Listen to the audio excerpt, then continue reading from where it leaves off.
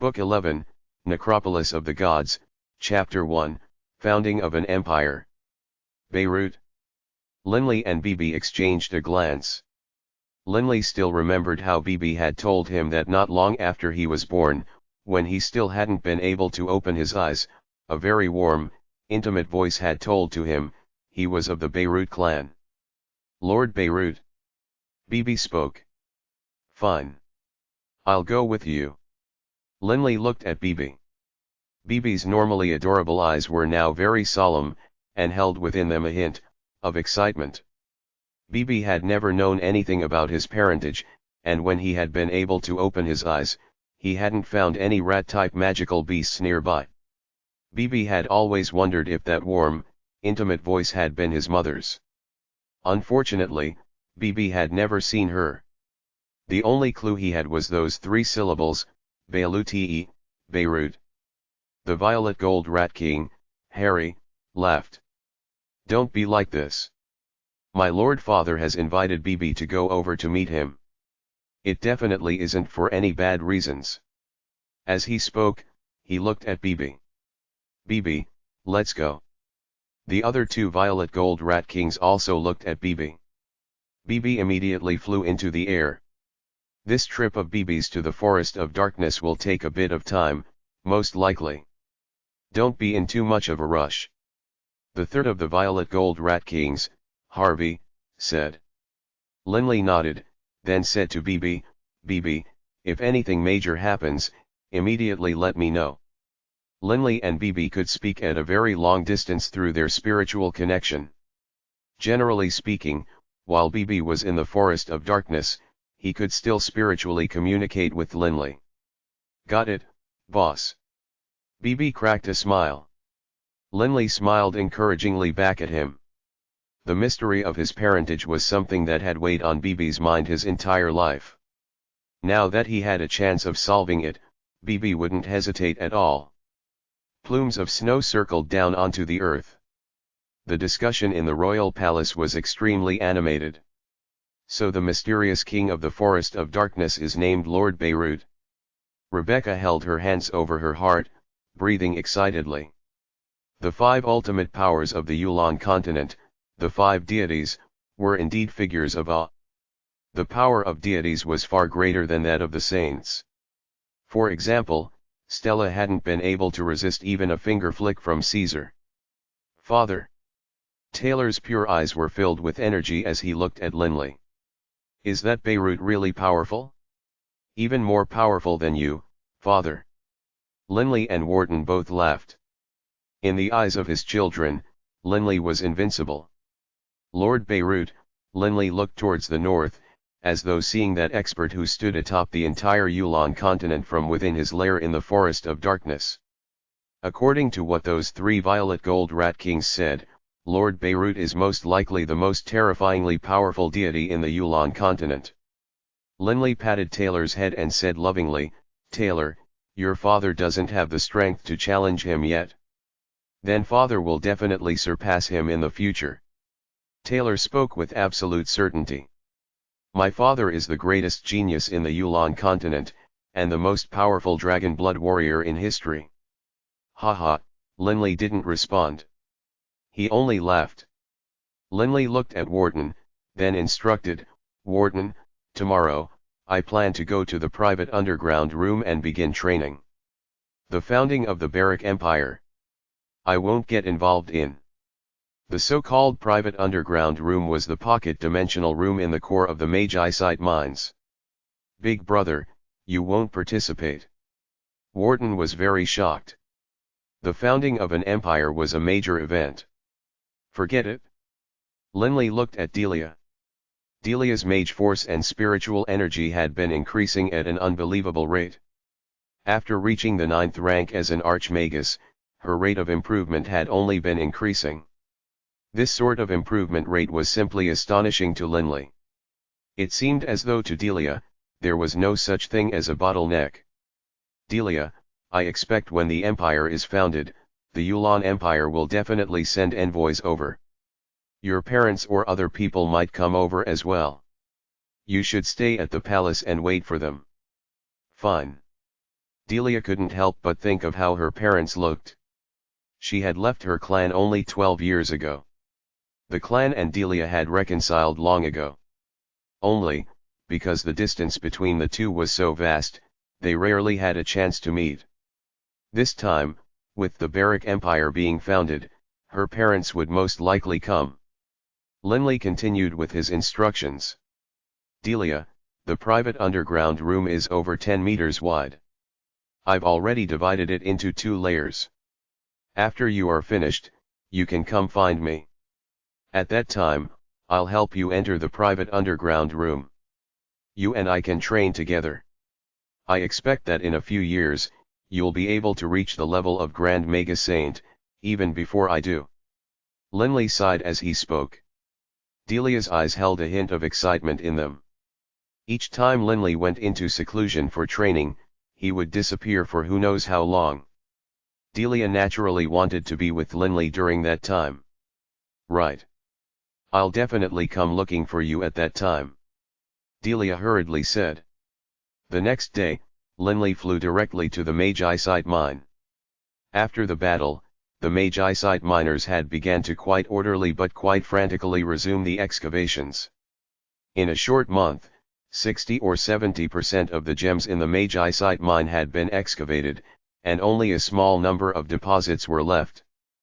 But of course, various major buildings were constructed around the door. Linley walked into the tunnels, opened a stone door, and then arrived at the mysterious dimensional door. Linley's body immediately became covered with a layer of deep azure battle chi, which spun about him rhythmically. Linley immediately stepped inside. Crackle crackle. Terrifying knife-like blasts of energy tore at Linley, but Linley's pulse guard defense was fully able to defend against them. Stepping into the pocket dimension, Linley felt his heart become at ease. Earth, fire, water, wind. All the elemental essences seemed so close. Even the throbbing pulse of the earth became so clear to him.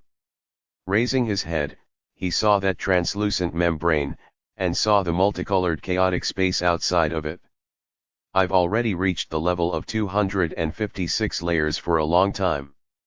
I hope this time, I can make a true breakthrough. Linley immediately sat down cross-legged, beginning to meditate and to attune. Last time, Linley had an insight, but he had only learned that from the 256 layers, he now needed to consolidate them all into a single vibrational wave. Only then would the profound truths of the earth be perfected. But as to how that would be accomplished, Linley was still very uncertain. Within that pocket dimension, the flow of time couldn't be noticed at all. Linley began to train in seclusion. Yulan calendar, year 10,022, December 28th. In 2 more days, it would be the Yulan festival. This would be a very historically special Yulan festival, because, on this Yulan festival, the Baruch Empire would be formally founded. Baruch City was a hubbub of activity. Outsiders had filled Baruch City to the brim. 10 guards were escorting a simple, unadorned carriage on the streets of Baruch City. Just by looking at those warriors of the 5th rank and higher, one would know that the people inside the carriage were no ordinary people indeed. A long time later, the carriage arrived at a hotel. The guards immediately halted the horse. "Madam, we are at the hotel," the carriage driver said respectfully into the carriage. "Understood." A calm voice from within the carriage. A jade white hand pulled open the carriage curtains, then stepped out. This noble lady wore violet clothes, covered by a black cloak. If Linley had been here, he would definitely recognize her. Alice. It had been almost 23 years since the Apocalypse Day. Back then, Alice had been very young. After 23 years, she had now acquired the natural grace and elegance of a noble lady. 23 years.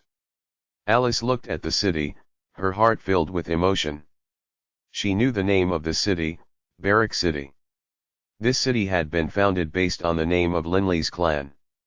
The 5th great empire of the Yulan continent would be formally founded in 2 days. The name was also the Baruch Empire. Linley Baruch. Alice murmured Linley's name. That year when she and Kaelin had met with danger in the mountain range of magical beasts, Linley had suddenly descended from the skies and saved her. That year, Linley was nothing more than a youth with potential, while she was a beautiful, carefree young girl. Kaelin was the successor to a major noble clan. 23 years later, Linley had already reached a height which she couldn't hope to approach. Alice felt gratitude from the depths of her heart towards Linley. On the Apocalypse Day, it was Linley who had entrusted her to Director Maya, who for Linley's sake had taken care of her and Rolling the entire time they were fleeing. Director Maya had been very kind to the two girls. Afterwards, Alice and Rolling had become the adopted daughters Director Maya. And then, Alice had begun helping him take care of the matters of the Prolix Gallery. Rolling wasn't good at management, but by contrast, Alice was very talented at managing the various galleries, and so Director Maya slowly gave more and more authority to her. This time, it was Director Maya who had sent her to come to Baruch City. The reason was, she was going to start up a new Prolix Gallery, here in Baruch City. Generally speaking, all of the enormous cities had a Prolix Gallery present. In the future, Baruch City would become the center of the Baruch Empire, the anarchic lands. Naturally, they had to have a Prolix Gallery here. Madam. A nearby guard reminded gently. It is snowing outside. Oh. Only now did Alice return to the present. With a calm laugh, she said, "Let's go." Alice, escorted by her guards, entered the hotel. The guards behind Alice were very respectful to her. They knew that Alice's husband had died years ago, on the Apocalypse Day. They actually were all puzzled. Why was it that Alice had never remarried? Yulon calendar, year 10,023. January 1st. The Baruch Empire was founded. On this day, the envoys of each nation came, and Baruch City was full of festivities. However, at the same time, some of the experts hidden in seclusion throughout the Yulon continent were beginning to stir. They had begun to receive orders from the various deity-level experts. O'Brien Empire. Outside the imperial capital. War God Mountain. Welcome back, Master. Over 20 saints were standing there respectfully, while the war god, O'Brien, landed atop the mountain, his scarlet-red hair flowing like knives. The war god O'Brien nodded slightly, then began to issue orders. Castro. Castro immediately took one step forward, awaiting the war god's order. The war god said calmly, "Immediately head to the anarchic lands. Inform Linley that he is to come assemble with us next year on March 3rd at War God Mountain." "Yes, Master," Castro said immediately. Lank. The war god spoke again. His disciple, Lank, immediately took one step forward. The war god ordered, "Head to that little island in the North Sea where Kfand Kfand lives. Inform Kfand as well that no matter what, next year on March 3rd, he must come assemble with us at my War God Mountain." "Yes, Master." Lank immediately assented. The war god spoke yet again. Kenyon. Kenyon also took a step forward. The war god continued, "You head to." He issued orders to 12 disciples in a row, then immediately ordered 10 other disciples to stay behind. These 10 disciples were the most powerful of the war god's personally taught disciples, and they included his very first disciple, Fane. "The 10 of you, make your preparations. I don't want you to end up like your third brother," the war god said calmly. "Yes, Master." The 10 of them responded respectfully. They knew what their master was referring to. If you are afraid to die, you can choose to give up instead. There are many saints who would be willing to accept this opportunity. The war god said calmly, then glanced at his 10 disciples. Seeing the look on their faces, the war god nodded with satisfaction, then left. In an underground hall, Castro sat down. He had flown for a long time, first to Baruch City, then to hear under Barker's guidance. Castro had thought that Linley was still living at Mt. Black Raven. Castro, wait a moment. Let me go notify Linley. Barker smiled as he spoke. Fine. Castro was very polite. Barker then left the hall, and in 3 steps, headed towards that mysterious door. Castro quite orderly sat there, not daring to investigate with his spiritual energy. After all, Barker was a saint as well. He would easily detect any spiritual energy probing. Barker arrived at the door. With 1 step, Barker entered the pocket dimension. Book 11, Necropolis of the Gods, Chapter 2, Breakthrough. The pocket dimension room was divided into 2 layers, a central layer, and a lower layer. The central layer was the original layer. Linley was currently on this layer. As for the lower layer, this was for Delia to train in. Delia finished her training session and opened her eyes. She stared at the chaotic space outside the membrane. The first time she had seen it, Delia had felt shocked. But now, she was used to it. Raising her head, she looked up through the opening and saw Linley seated cross-legged in a meditative trance. Seeing Linley, Delia instantly felt her heart grow peaceful, and a calm smile appeared on her face as well. She immediately closed her eyes. Then continued to muse on the profundities of magic within her sea of consciousness. Thrum. Thrum. The unique rhythms of the earth were sometimes like thunder, while other times like the crashing of waves. It contained boundless mysteries within it. Linley could clearly sense these 256 layers of waves reverberating within his consciousness. The profoundness of the throbbing pulse of the world was hidden within these 256 layered waves. However, the throbbing pulse of the world, born from nature itself, actually contained all of its secrets within a single vibrational pulse as well. Linley had bitterly trained for nearly 20 years. Only then had he managed to train from the first layered wave to the 256th layered wave. 256 layered waves can just barely express the profound mysteries of the earth. To reduce the number of waves, but to increase the profundities of the throbbing pulse of the world, Linley was constantly considering this, one idea after another flashing past his mind. None of them were correct. Wrong. Wrong. All wrong. Countless transformations and training methods appeared in his mind, but Linley rejected them all. Linley's mind was currently in a state of focusing on nothing else besides considering, demonstrating, and then rejecting one training method after another. Perhaps some could let Linley improve in power, but Linley knew that none of them were the correct path. Wrong. Wrong. Linley's forehead was beaded with sweat, but Linley didn't notice at all. He didn't know how much time had passed, or how many possibilities he had rejected. Suddenly, the meditating Linley's eyebrows suddenly twitched, and then Linley suddenly rose to his feet. With a flip of his hand, the adamantine heavy sword appeared. His eyes still closed, Linley began to brandish about the adamantine heavy sword, but he wasn't completely utilizing the profound truths of the earth. Thrum. A vibration which seemed to have shaken Linley's mind to its core. Right. That's how it is. Linley suddenly opened his eyes, which were filled with joy. In that moment, Linley had managed to successfully fuse the profound truths contained within the first layer and the second layer into a single layer.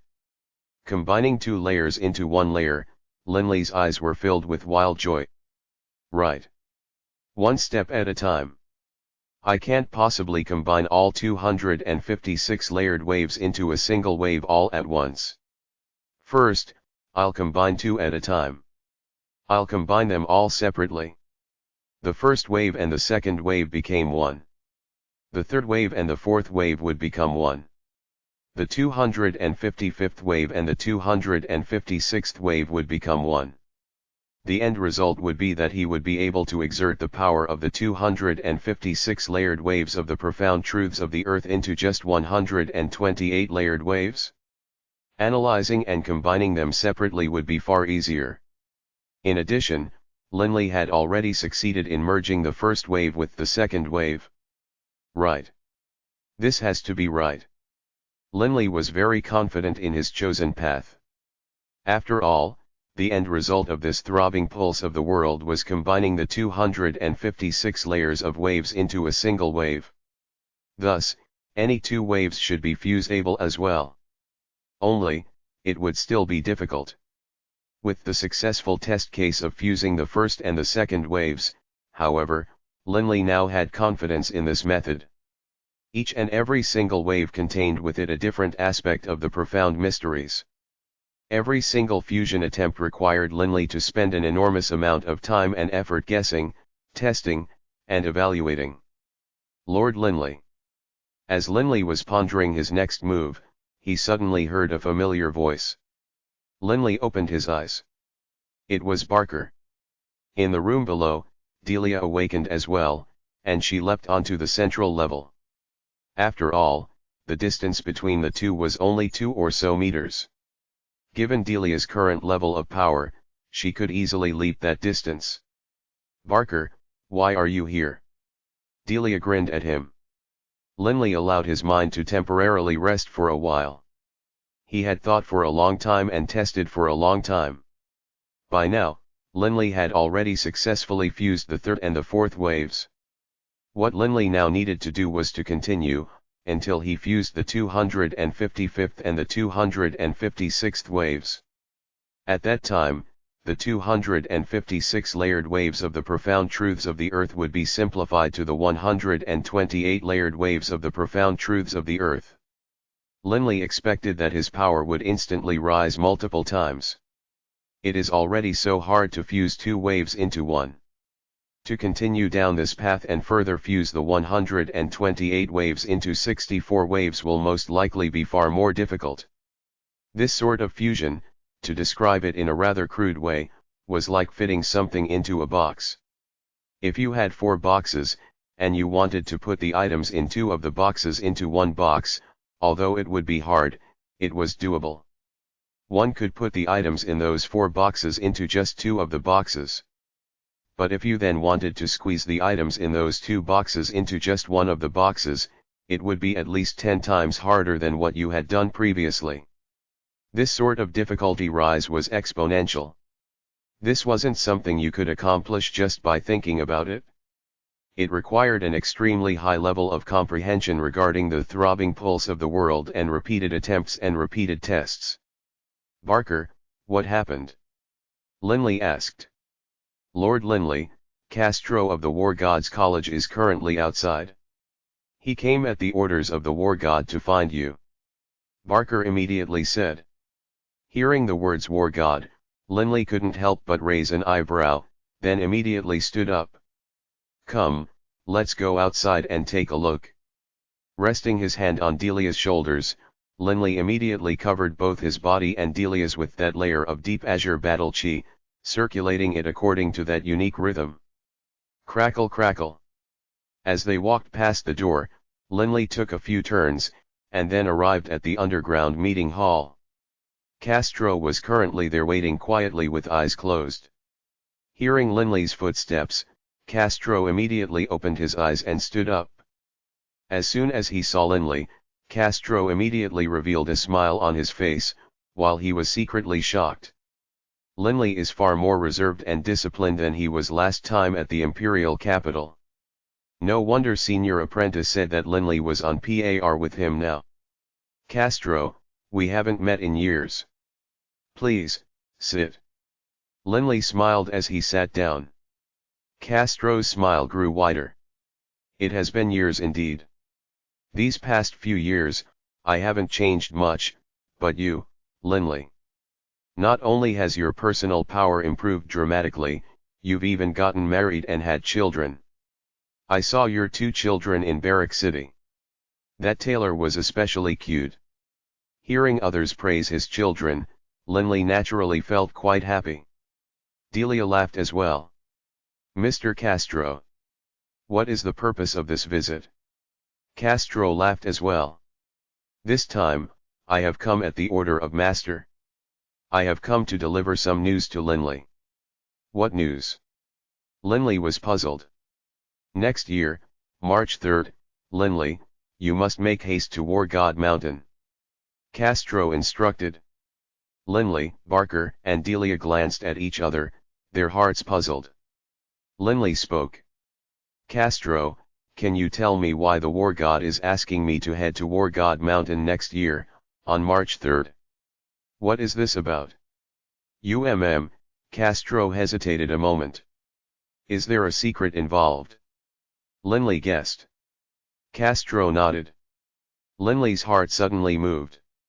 The War God had previously told Linley that within the Yulan continent, there was something known as the Necropolis of the Gods, and this Necropolis of the Gods had many precious treasures left behind by fallen deities, such as divine sparks. Can you speak more clearly? Linley asked, and then he explained, Barker is also a saint-level expert, and my wife is an archmagus of the 9th rank. She'll reach the Grand Mega Saint level soon. There's no need to hide anything. Then, fine. Castro paused, then nodded. This time, Master has instructed you to go to him, most likely in order to prepare to head to the Necropolis of the Gods together. The reason I say this is because before I came, Master had a special conversation with 10 of my more senior fellow apprentices, most of whom have been training for more than 3,000 years. The Necropolis of the Gods. Delia and Barker let out surprised cries. Delia had heard Linley speak of the Necropolis of the Gods before. They were husband and wife, after all. Linley never held anything back from Delia. Are you saying that those 10 personal disciples of the War Gods College will be heading to the Necropolis of the Gods? Linley asked. You'll know next year, so there's no need for me to hide anything.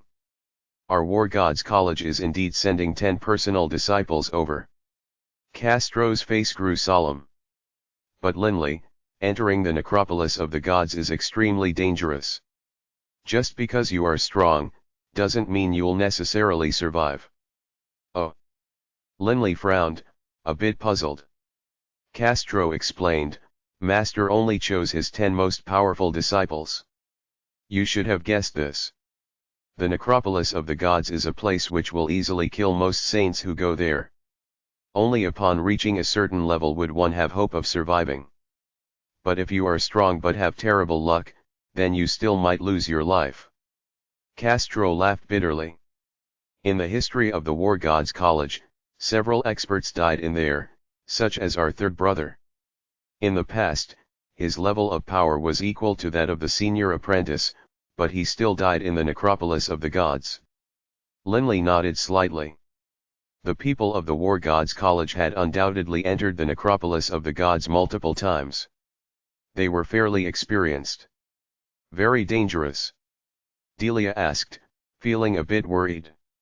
She knew that Linley would most likely enter the Necropolis of the Gods. Castro nodded seriously. It is.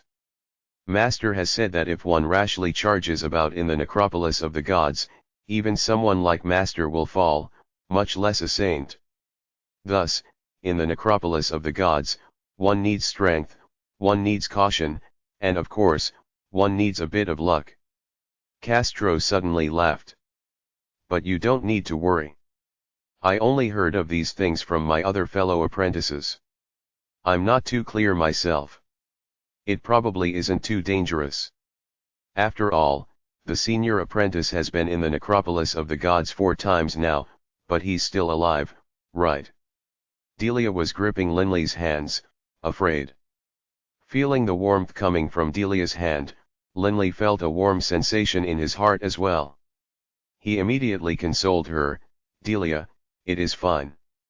I specialize in defense, and I'm also very fast. In addition, the path of training isn't a path for constantly cowering and hiding. Linley's heart was filled with anticipation towards the Necropolis of the Gods. 5,000 years ago, when the experts from other planes descended here, the 4 supreme warriors had suddenly been born. What was the reason for this? All right. Delia obediently assented. Castro, can I go? Barker's voice suddenly rang out. The first undying warrior, the founder of the Armand clan, also experienced those sudden, transformative upheavals 5,000 years ago. I, too, wish to enter the necropolis of the gods. This will be very difficult. Castro shook his head. Each time, there are a fixed number of slots available for one to enter the necropolis of the gods. Master has a limited number of slots. The 10 fellow apprentices, 12 other experts training in seclusion who are relying on Master, 22 in total. Linley said comfortingly towards Barker, "Barker, don't be impatient. I'll ask when the time comes." Castro laughed, then rose to his feet. "Linley, since I've delivered the message, I'll go back now." Seeing Linley was about to try and convince him to stay longer, Castro hurriedly said, "No need. Master is still waiting for me to go back and report on this mission. Then I won't force you to stay. We'll meet again next year, at War God Mountain." Linley stood up to send the guest away. After Castro left, Linley, Barker, and Delia all began discussing the necropolis of the gods. "I absolutely must go to the necropolis of the gods. If I can obtain a divine spark, even if I don't use it, I can give it to Wharton or to Delia. That would be wonderful." Linley laughed calmly. "Even if I cannot acquire a divine spark, perhaps I'll be able to acquire some other precious treasures. And I have this strange feeling, that the necropolis of the gods is a place I must go to." Linley had the feeling that something there was calling to him. "BB's finally back."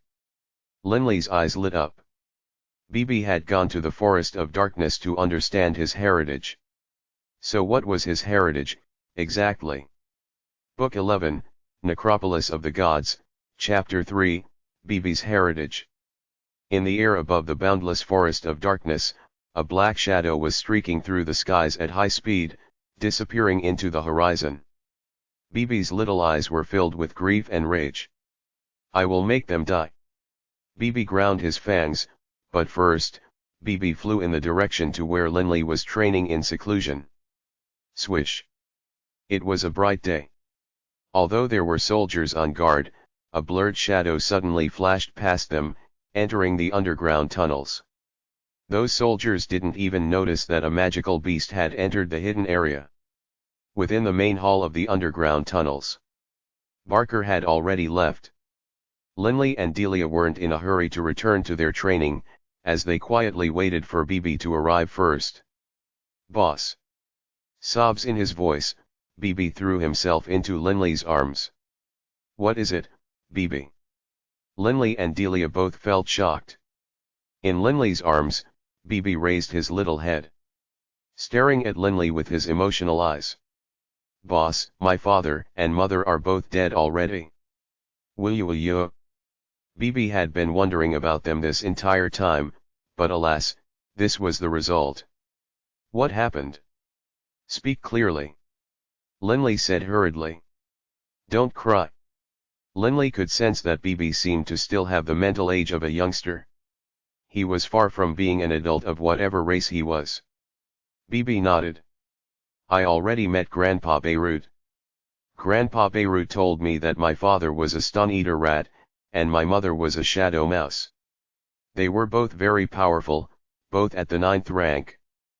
But they were killed by someone. That person killed my parents." "Who killed them?" Linley was puzzled. "The Stellar Sword Saint, Dylan. And the Earth-style Grand Mega Saint, Rudy." BB ground his fangs as he spoke. Linley was stunned. He immediately thought back to the battle between saints which occurred at Wushan Township when he was 8. Linley clearly remembered hearing those two saints angrily shout at each other. The warrior saint was Dylan. And the Grand Mega Saint was Rudy. "They killed your parents." Linley pondered for a moment. Because of that battle, Linley had actually been injured in the head as he was protecting his little brother Wharton. Blood had flowed onto the Coiling Dragon ring, thus allowing Grandpa Douring to come out of the Coiling Dragon ring. Only then had he embarked on the path of a magus. After training for nearly half a year, he had discovered Bibi within one of the abandoned courtyards of his residence. Half a year, right?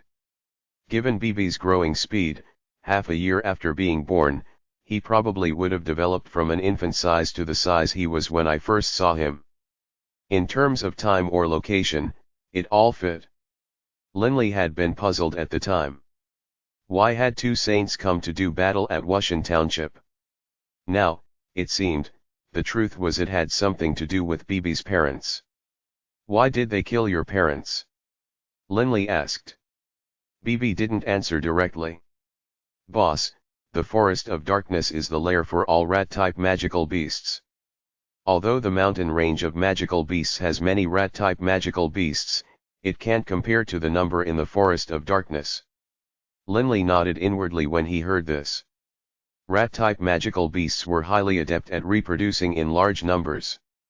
Wherever magical beasts congregated, there would be rat swarms as well. Although it doesn't have that many, there's still over 10 million of them. Bibi said. Even just a part of the total number in the Forest of Darkness reached the hundreds of millions, while the mountain range of magical beasts only had 10 million. The difference was plain to see. Bibi continued, in the mountain range of magical beasts, there aren't any saint-level rats. The leader of those 10 million rats were my parents, a stone-eater rat and a shadow mouse of the 9th rank. Linley and Delia both understood. It made sense for there to be roughly a single pair of rats of the 9th rank, amongst a swarm of 10 million. The stellar sword Saint Dylan and that grand mega Saint Rudy both wanted to tame magical beasts for themselves. The stellar sword Saint Dylan discovered my parents, and thus wanted to tame them. After all, taming them meant taming a swarm of 10 million rats. Bibi's eyes were burning with hate. Linley, on the other hand, understood how Dylan had felt. A rat swarm of 10 million rats could match an army of millions of soldiers in power. Although a black dragon of the 9th rank was technically equal in rank to a stone-eater rat or a shadow mouse of the 9th rank, most likely most experts would rather choose the stone-eater rat or the shadow mouse as their tamed companions. Unfortunately, my mother was pregnant at the time. Bibi ground his fangs. Rat kings are very proud. My father, relying on his tough defense, went to block the stellar sword Saint Dylan and allow my mother to flee. The defense of stone-eater rats was quite terrifying. One of the 9th rank would be hard for even an average saint to kill. My father was a rat king. Naturally, the stellar sword saint wanted to tame him, and so my father and him began to fight. But my father refused to submit, and kept on fighting with him, but in the end, my father was killed by the stellar sword saint. Bibi sobbed. One could imagine how arrogant and proud a rat king who commanded a rat swarm was. He had delayed as long as he could, to allow Bibi's mother time to flee. Shadow mice are famous for their speed. My mother was a shadow mouse of the 9th rank, and she was very fast. Even though she was pregnant, she managed to flee out of the mountain range of magical beasts while my father fought with Dylan and fled to the west, eventually arriving at Wushan Township. Linley now understood. My mother was perhaps afraid that I would be attacked, so she utilized the mage force in her body to give birth to me prematurely. Bibi's eyes were welling with tears. Grandpa Baruch said that when we God-eater rats were born in the normal course of things, I should have had the power of a magical beast of the 6th or 7th rank upon being born. Linley was puzzled. God-eater rat? What type of race was this? Was this Bibi's race? But seeing the mental state Bibi was in, Linley didn't interrupt him, saving the question for later.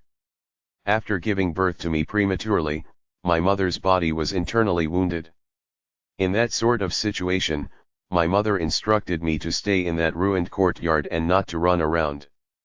As an infant, nobody knew anything about me, so I was to just eat rocks there and quietly grow up. My mother told me that she was of the Baruch clan, and that I was also a member of the Baruch clan. Bibi was torn between rage and grief. For the sake of not letting me come to harm, she left me there, then continued to flee to the west. But unfortunately, at that time, She ran into the Grand Mega Saint, Rudy. Rudy naturally chased after my mother as well, planning to take her as his own magical beast companion. Linley could completely imagine what that scene had been like. My mother was a shadow mouse of the 9th rank, but having just given birth to me, her power had dropped dramatically.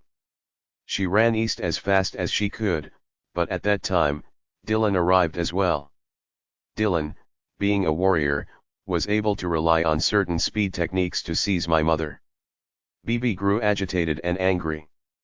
And then, that Dylan and Rudy, for the sake of fighting over who the shadow mouse of the 9th rank belonged to, began to battle. Linley completely understood now. The Stellar Sword Saint, Dylan, had captured the shadow mouse, but Rudy had wanted to take it from him.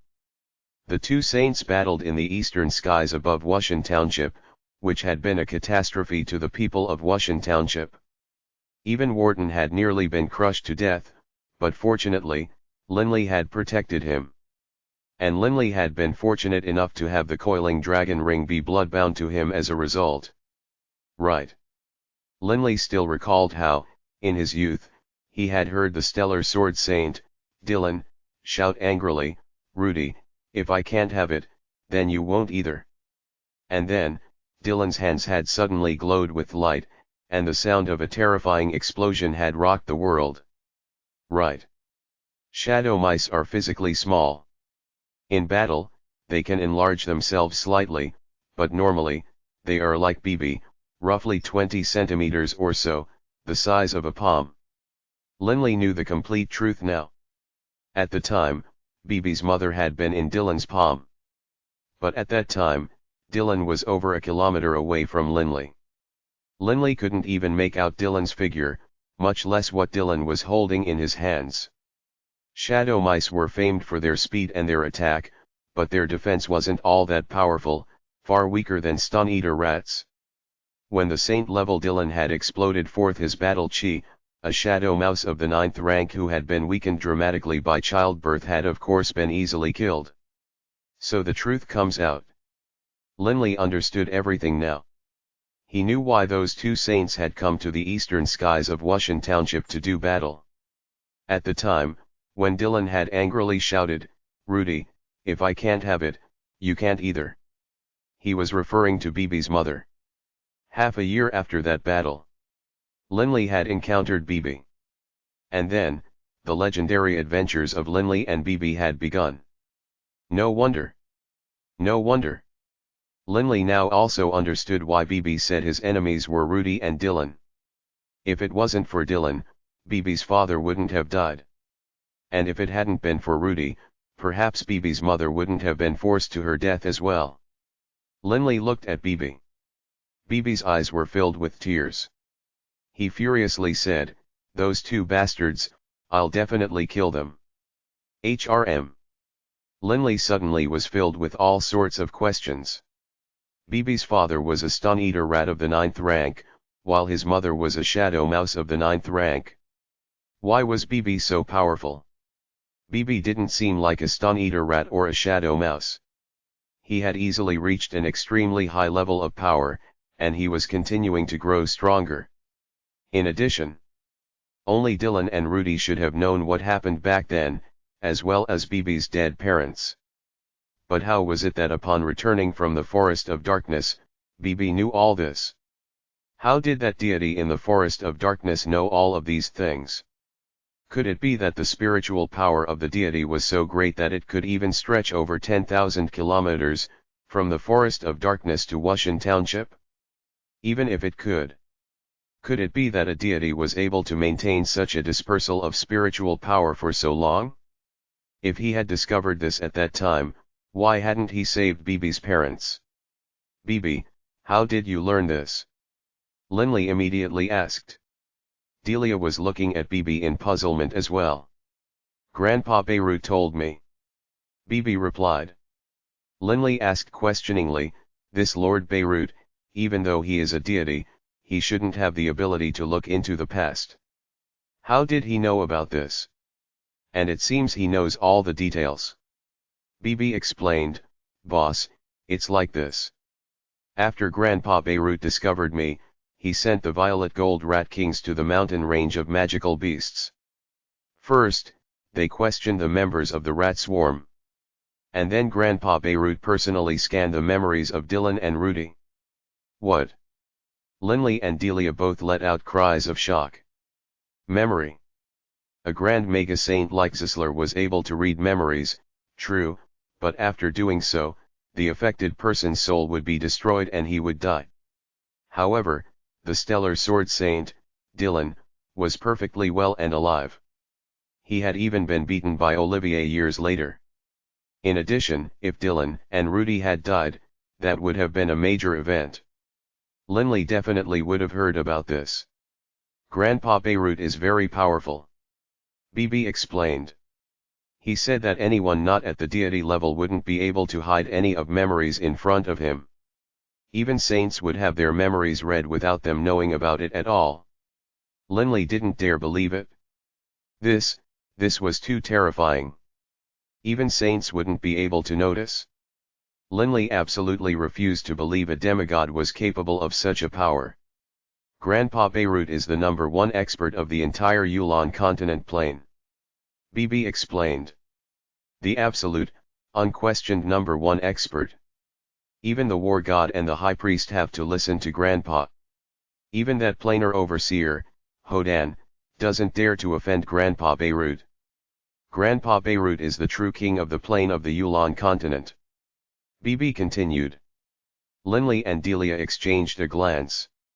Linley suddenly remembered the words that the 3 violet gold rat kings had said to BB when they had invited him to come with them. They had also said the same thing. Lord Beirut was the king of the Yulon continent.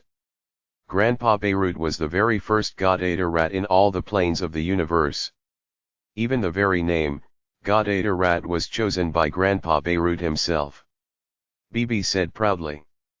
And I, in the countless planes of the universe, I am the second God-Eater rat. Book 11, Necropolis of the Gods, Chapter 4, Deity-Level Magical Beast. God-Eater rat. Linley and Delia glanced at each other. The #1 expert of the Yulon continent, Beirut, was actually a God-Eater rat. Just from the name, Linley knew that this had to be an extremely terrifying type of creature. God-Eater. How would a common magical beast dare to name himself something like this? Linley gazed questioningly at BB. Delia asked questioningly as well. BB, your father and mother were magical beasts of the 9th rank, right? What is going on? Boss, this is somewhat like your Dragon Blood Warrior clan, but of course there are differences. BB explained in detail. After Grandpa Beirut was born, because he was the only God-Eater rat in existence, him and Grandma Carolina Kalilona had 3 children. Harry, Hart, and Harvey, the 3 violet gold rat kings. Linley memorized the name, Carolina. Because Grandma Carolina herself wasn't a God-Eater rat, the children she had with Grandpa Beirut naturally weren't pure God-Eater rats either. Thus, their level became lower. Normally, violet gold rat kings, upon reaching the age of maturity, would be saint-level magical beasts. BB explained. Their level became lower. Linley asked. BB, so you mean to say? Delia was very smart as well. She also knew what BB was implying. His eyes filled with arrogance, he said, right, God-Eater rats are deity-level magical beasts. Even without engaging in any training at all, just through natural growth, upon reaching adulthood, God-Eater rats will naturally reach the deity level. Deity-level magical beast. Linley was stunned. This was too monstrous. Even more monstrous than the 4 supreme warriors. The 4 supreme warriors could reach the peak of the saint level so long as they trained, true. And saint-level magical beasts, upon reaching adulthood, would reach the saint level as well. But deity-level magical beasts would become deities upon reaching adulthood. This is too unfair to other races. How can other races possibly contend? Linley sighed repeatedly in his heart. They really lived up to the name of God-eater rats. They reached the deity level at adulthood. They really were blessed by the heavens. Bibi shook his head. Grandpa Beirut said that there is no way deity-level magical beasts can form an entire race. Generally speaking, each deity-level magical beast is the only one of its kind. Because Grandpa Beirut was the only one of his kind, he couldn't possibly find another female god-eater rat to be his wife. His children's bloodline was impure. They could only become saint-level violet gold rat kings. And all three of the violet gold rat kings were male, so their children's bloodline was even less pure, only able to reach the level of magical beast of the 9th rank. In the Forest of Darkness, however, there are quite a few female rats of the 9th rank. As they mated, many of their children would naturally be able to reach the 9th rank as well. My mother was also a member of the Beirut clan, only she came 10 generations after Harry, Hart, and Harvey. Bibi didn't seem to speak of Harry and the other two as his ancestors. Indeed, in reality, Harry and the others were many generations above Bibi.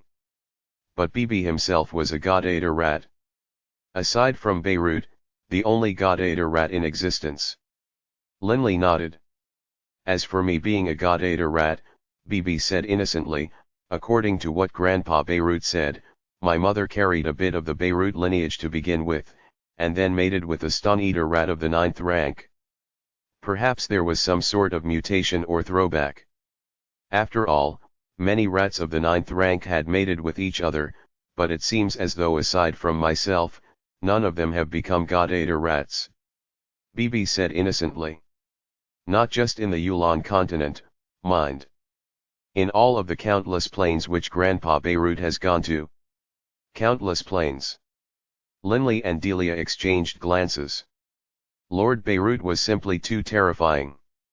Based on his conversation with Hodan, Linley knew that it was extremely hard for one to return upon departing to the higher planes. But from what Bibi was telling him, it sounded as though Beirut had not only left the Yulon continent, he had also gone to many other planes.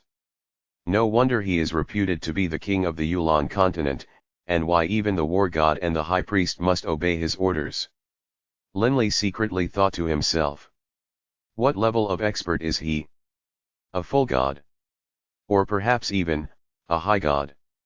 Advancing from the demigod level to the god level was something which the high priest had been unable to accomplish despite training for 10,000 years. One could imagine how hard it was. As for advancing from being a full god to a high god, the difficulty was even greater. The chances of being born as a deity-level magical beast is far lower than even that of becoming a supreme warrior. Linley sighed. Although supreme warriors only occur rarely in our lineage, they'll still occasionally be born. But god-eater rats, in all the planes your Grandpa Beirut has visited, he has seen no god-eater rats aside from you and Lord Beirut himself. Linley and Delia both sighed. Deity-level magical beasts were far rarer than saint-level magical beasts. But it made sense. If deity-level magical beasts reproduced so easily, then no other races would be able to survive. Each deity-level magical beast is generally the only one of its kind, such as that king of the mountain range of magical beasts, Dylan. He's also a deity-level magical beast. Bibi said. Dylan. Linley and Delia couldn't help but grow curious. To this very day, Linley didn't know that it was he himself who had released Dylan. Bibi nodded. Dylan is also a deity-level magical beast. He is known as the Suani lion, and is also known as the heaven-devouring beast. One was named God-eater rat, the other a heaven-devouring beast. These names were all too terrifying. Grandpa Beirut said that Dylan is very powerful, and can easily swallow an entire mountain or an entire city with a single gulp. Bibi sighed. But just like us god-eater rats, he isn't able to find another heaven-devouring beast. He has children of his own. He originally had 5 of them, and all of them, like violet gold rat kings, are peak saint-level magical beasts. Linley and Delia both understood. The children of deity-level magical beasts were impure in blood, and so their strength was lower. But despite their strength being lower, they were still the cream of the crop amongst saint-level magical beasts. Those 5 children are known as the 6-eyed golden Ni lions. Their bodies are very similar to lions, but their bodies are as enormous as titanic dragons, and they have 6 eyes and a pair of massive wings. BB sighed. Although those 6-eyed golden Ni lions aren't as terrifying as the deity-level heaven-devouring beast, they still can store an enormous amount of things in their stomachs. Despite being the size of a dragon, they can easily swallow over 100 giant dragons. Linley and Delia were secretly shocked. Although the descendants of deity-level magical beasts couldn't compare to their ancestors, they still couldn't be underestimated. When Linley had drawn forth Blood Violet and released Dylan and his 3 children, he didn't know that those 3 children were the 6-eyed golden Ni lions. Afterwards, those 3 6-eyed golden Ni lions really had swallowed over 100 giant dragons into their stomachs in the blink of an eye, there in the foggy gulch. Clearly, this was something they inherited from their father. 6-eyed golden lions are saint-level magical beasts, but their children are only magical beasts of the 9th rank. Boss, you should know about them. Guardian Ni lions, of the 9th rank. Linley immediately nodded. Guardian Ni lions, 9th ranked magical beasts with extremely powerful attacks and which looked very similar to normal lions, only their body was the size of a dragon. Guardian Ni lions are extremely rare. They might mate with tiger-type magical beasts or lion-type magical beasts. Thus, their own descendants would be the likes of gold-mane mastiffs or blue-eyed tiger mastiffs, 2 magical beast races of the 8th rank. BB clearly was very familiar with the mutations and changes of these various magical beast races. Linley now understood. At the mountain range of magical beasts. The first time Linley had activated the baleful aura of Blood Violet, he had slaughtered an entire clan of gold-mane mastiffs. I didn't expect that the magical beast races have such interesting history.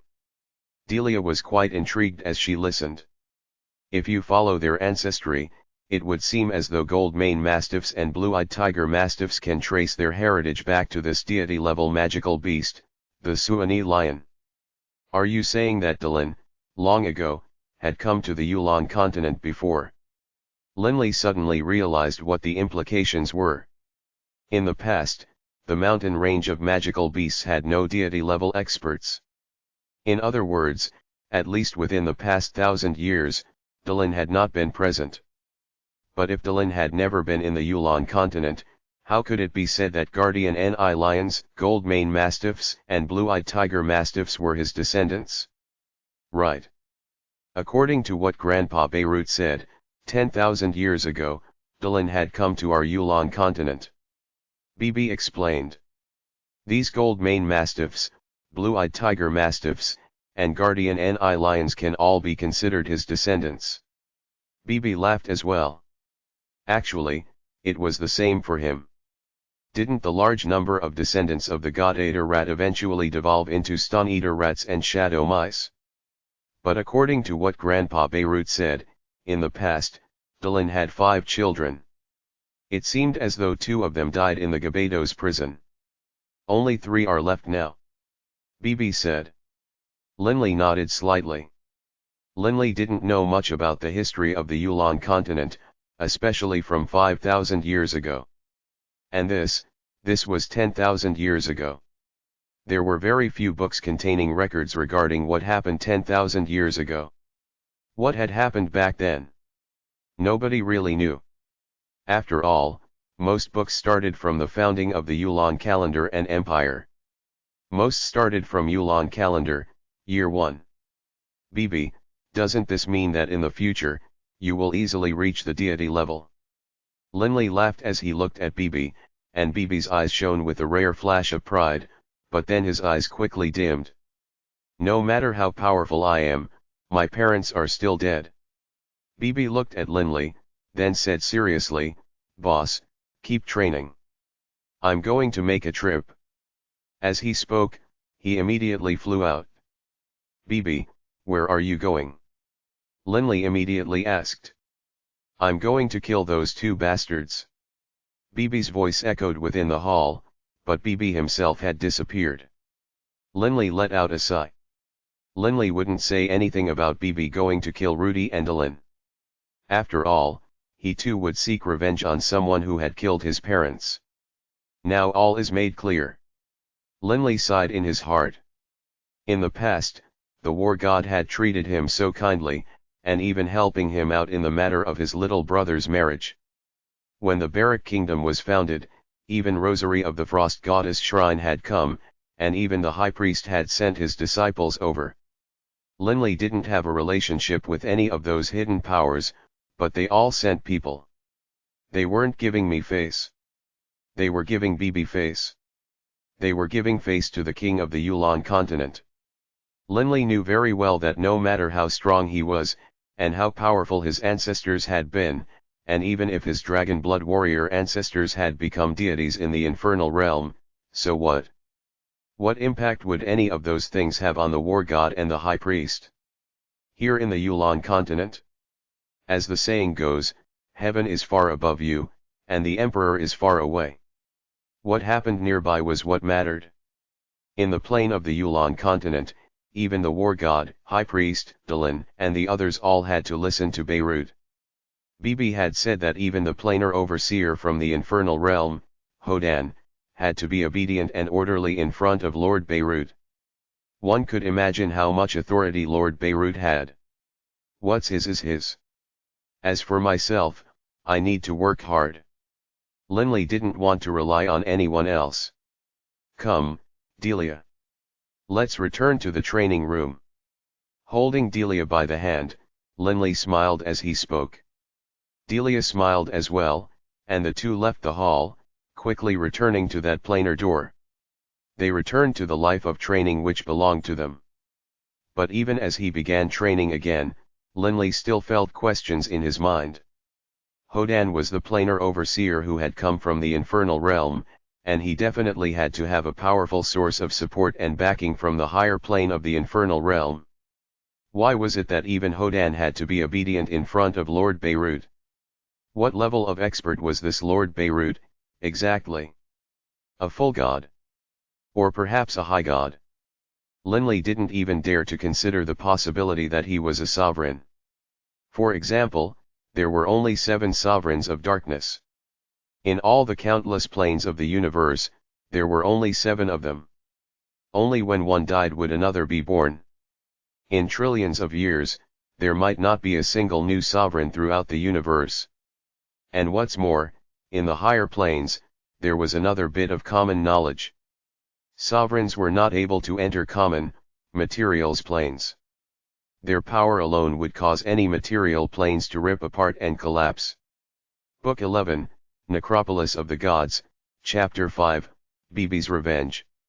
Mahler Township, despite being just a township, had status that was almost on par with most prefectural cities, because the thousands of residents of Mahler Township all belonged to one clan. This clan, centuries ago, was a very ordinary one, but after producing the Earth-style Grand Mega Saint, Rudy, the entire clan's status had skyrocketed.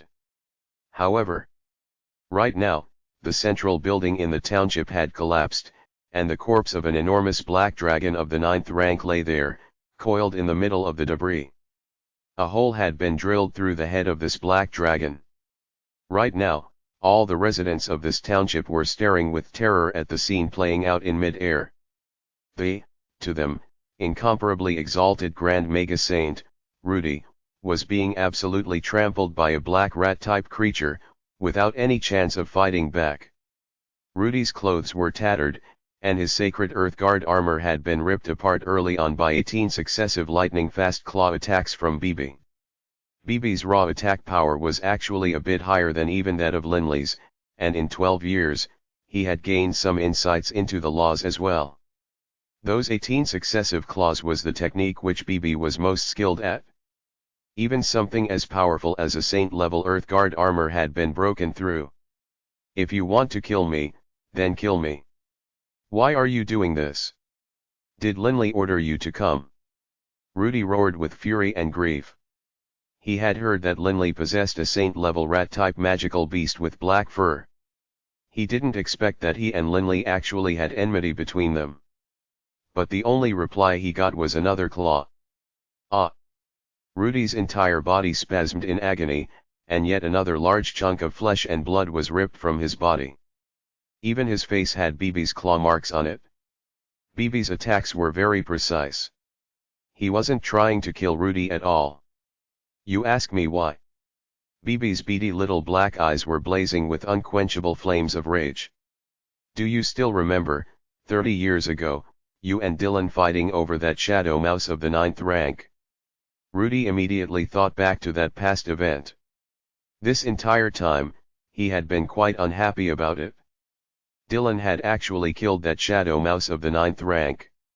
Rudy instantly understood that this saint-level magical beast had surely come to avenge that shadow mouse.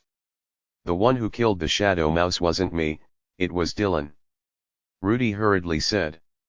He suddenly felt that he had a chance at life. In front of BB, Rudy didn't have any ability to fight back at all.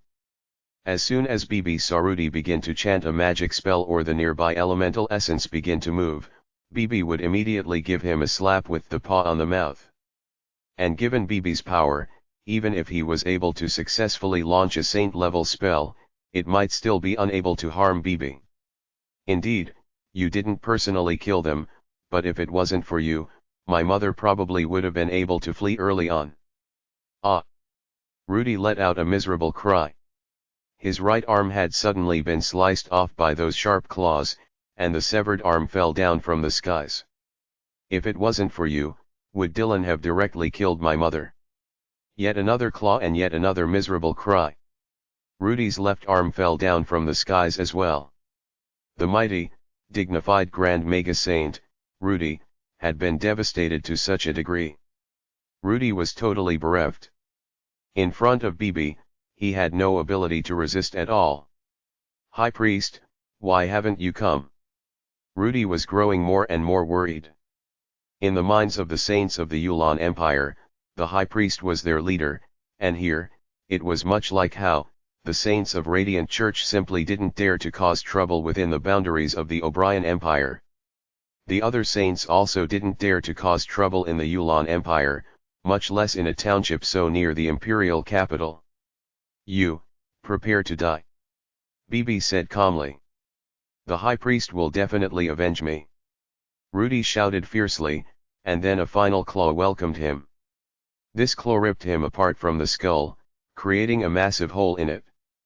Rudy's eyes immediately grew dim, and his armless corpse fell down from the skies. Bang! It smashed into the rubble, kicking up a cloud of dust. In mid-air, BB stared down below. The civilians down below didn't dare to make a sound. The current BB had none of his usual adorableness or playfulness. All he had was the ferocious cruelty inherent to all magical beasts. Swish! A black blur slashed across the skies, and BB disappeared into the air. The corpse of Rudy, lying in the rubble, had its eyes bulging in disbelief. Even as he died, he had hoped the High Priest would avenge him, but alas, the High Priest wouldn't appear for his sake. Unless, of course, the High Priest was tired of living. There wasn't much of a difference. The saint-level expert, Dylan, was like an infant in front of BB, easily trampled. Dylan hadn't been able to take more than 3 attacks from the early-stage Saint Olivier. In front of the current BB, he couldn't even block a single attack. In mid-air, 4 BBs surrounded him in 4 sides, transforming into 4 black blurs.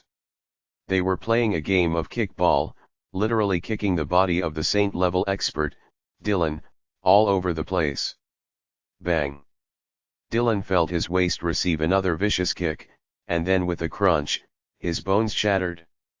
Dylan's body was then kicked towards another direction. Dylan immediately activated the battle chi in his body, wanting to fly and flee. But yet another black blur appeared in front of him. Yet another. Ah! A piece of bloody flesh was ripped out of him, and Dylan's body couldn't help but spasm in pain. He ground his teeth, then flew to another direction. However, yet another black blur was there to welcome him. No matter how wildly Dylan tried to flee, given BB's terrifying speed and his shadow-shaped doppelganger technique, Dylan wasn't able to escape. Shadow-shaped doppelganger technique. 4 doppelgangers were trampling him in 4 different directions. Why? I've never offended Linley. Dylan howled with grief and anger. Seeing the black-furred saint-level rat, Dylan knew that the magical beast in front of him was Linley's magical beast. In the past, BB had defeated even Hadesun. After 12 years of growth, how could the current BB be someone Dylan could deal with? My boss. BB's eyes flashed with the fires of rage. Who told you to go to the mountain range of magical beasts to kill my parents? Kill your parents. Dylan was confused. Have I ever killed a powerful rat-type magical beast? But then with another claw, Dylan was kicked flying yet again.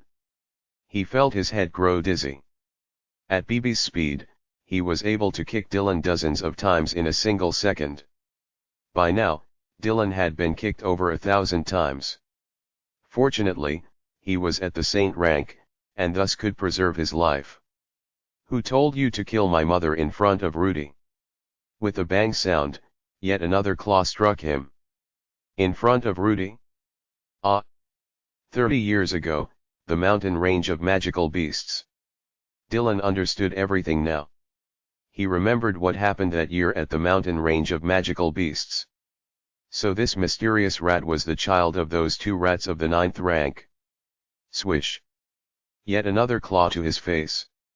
Right now, Dylan's clothes were splattered with blood and sticking to his body.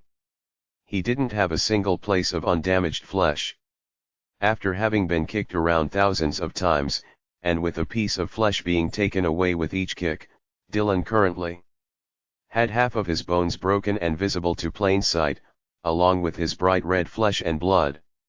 It was a terrifying sight. Even one of his eyes had been torn out. Kill me! Kill me! Kill me! Dylan was no longer even recognizably human. He could only mumble words out, without being able to resist at all. But BB's eyes didn't have an ounce of pity in them. Suddenly, the 4 BBs became one. BB appeared in the air directly above Dylan. Whap! A final, vicious claw delivered to Dylan's skull. Dylan's skull immediately shattered apart, and Dylan's no longer recognizable corpse plummeted to the ground, his shattered bones flying everywhere upon impact. After that final claw, BB just stood there in mid-air, stunned. BB had always been carefree and had followed and played around with Linley since he was young. He liked to eat and drink, but in his heart, he had always wondered about his parentage. Where I am from? Who is my father? Who is my mother? The higher class a magical beast was, the more intelligent it was. And BB was a god-eater rat. His emotional intelligence was even greater than that of humans. 33 years. In the end, he found his parents had both died. Father. Mother. BB misses you both. BB doesn't know what it means to have a father, or what it feels like to have a mother. BB's eyes became covered with a misty layer. Today, BB has avenged you both. 2 teardrops fell down from BB's face. BB's name was chosen by the boss. Although BB doesn't have you, BB still has the boss. The boss's embrace is very comfortable. Maybe, your embrace would have been like being by the boss's side. BB was quiet for a long time, there in mid-air. The 30-plus years he had spent by Linley's side had resulted in BB, without question, considering Linley as his one and only family member. Beirut, although BB addressed him as Grandpa Beirut, they had only met not too long ago. Whoosh! A wind arose. BB's body disappeared into the eastern horizon. Deep in the Magi-site mines. In front of the dimensional door. Sweeyish! BB easily passed through that door. The attacks of the dimensional door chopped on BB's body like sabers, but they didn't even break a single strand of BB's fur. Linley, who had been seated in quiet meditation, opened his eyes. Before he even said a word, Bibi immediately threw himself into Linley's embrace. "Boss." Bibi's eyes were already red. Linley hugged Bibi. "Bibi, it's fine. Don't be too heartbroken." "Okay." Bibi nodded. Both Linley and Bibi had lost their parents. They had grown up together, and the two were as close as true brothers to each other. Linley was like the big brother, while Bibi was the little brother.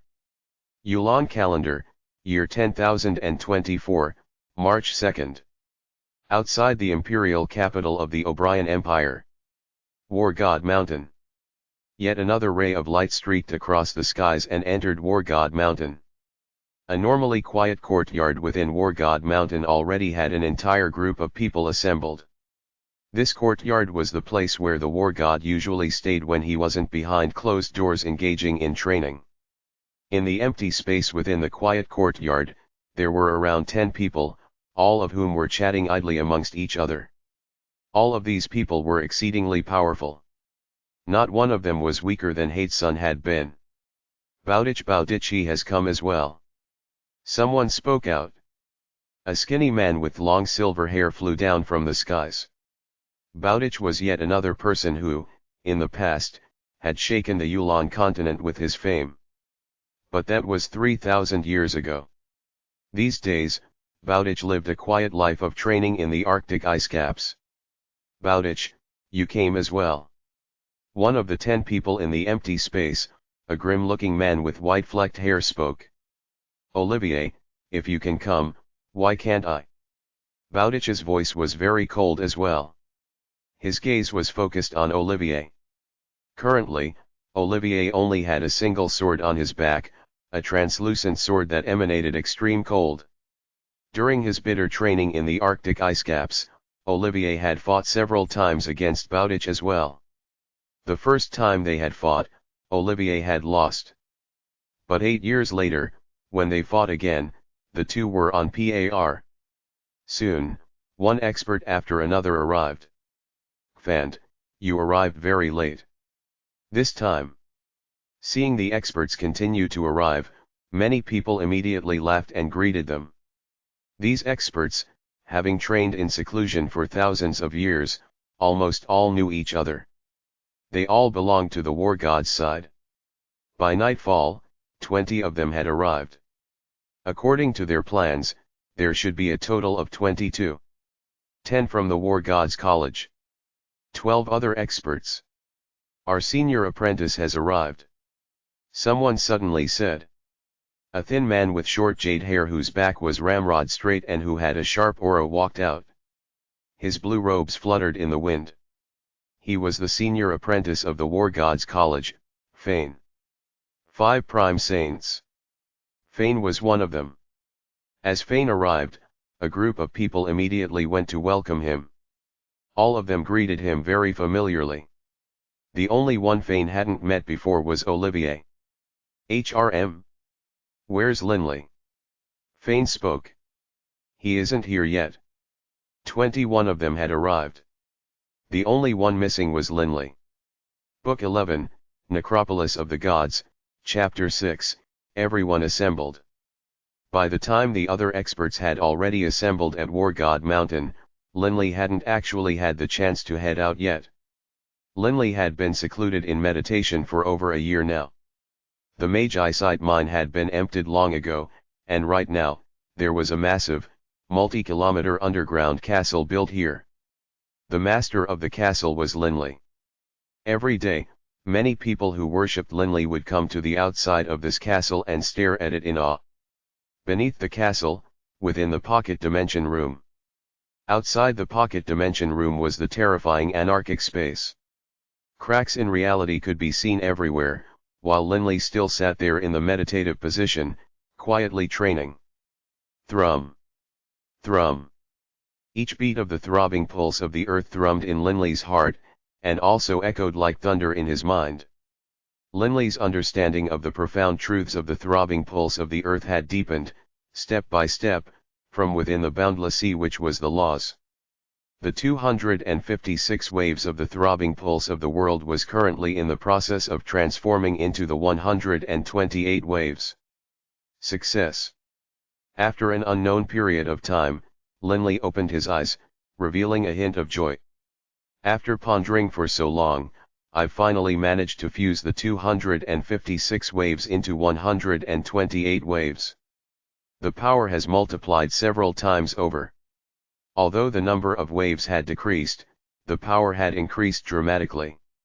The power of the current 128 waves, compared to the original 128 layered waves, was untold times more powerful. After all, the current 128 waves embodied all of the profundities of the throbbing pulse of the world. But if one was able to fuse them all into a single wave which contained all of the profundities, then the power of that attack. That would be the deity level. Continue. Without hesitating at all, Linley once more sank himself into his reverie, constantly mentally testing his ideas again and again. This time, however, the difficulty level was clearly much higher. He had to spend over 10 times the effort to fuse 2 waves into one. Within the main hall of this underground castle, there was a large group of people. Wharton, his wife, Barker, and his brothers, Taylor, Sasha, and a group of children. These children also included the children of the Barker brothers. Everyone here was waiting for Linley. "Why hasn't father come out yet?" Taylor said, somewhat frantic. Taylor was 1.7 meters tall now. He had grown very rapidly during this year. Wharton laughed calmly. "Taylor, don't be in a rush. Your Uncle BB has already gone to go call him. He should arrive soon." Today was March 2nd. The War God had ordered him to arrive at War God Mountain before March 3rd. Linley had to head there tonight at the very latest. "Barker, you are going to go as well?" Zisler, seated nearby, suddenly spoke out. Barker nodded slightly. Zisler's eyes flashed with a green light. "Honestly speaking, I want to investigate this legendary necropolis of the gods. Unfortunately, I've only just recently reached the saint level.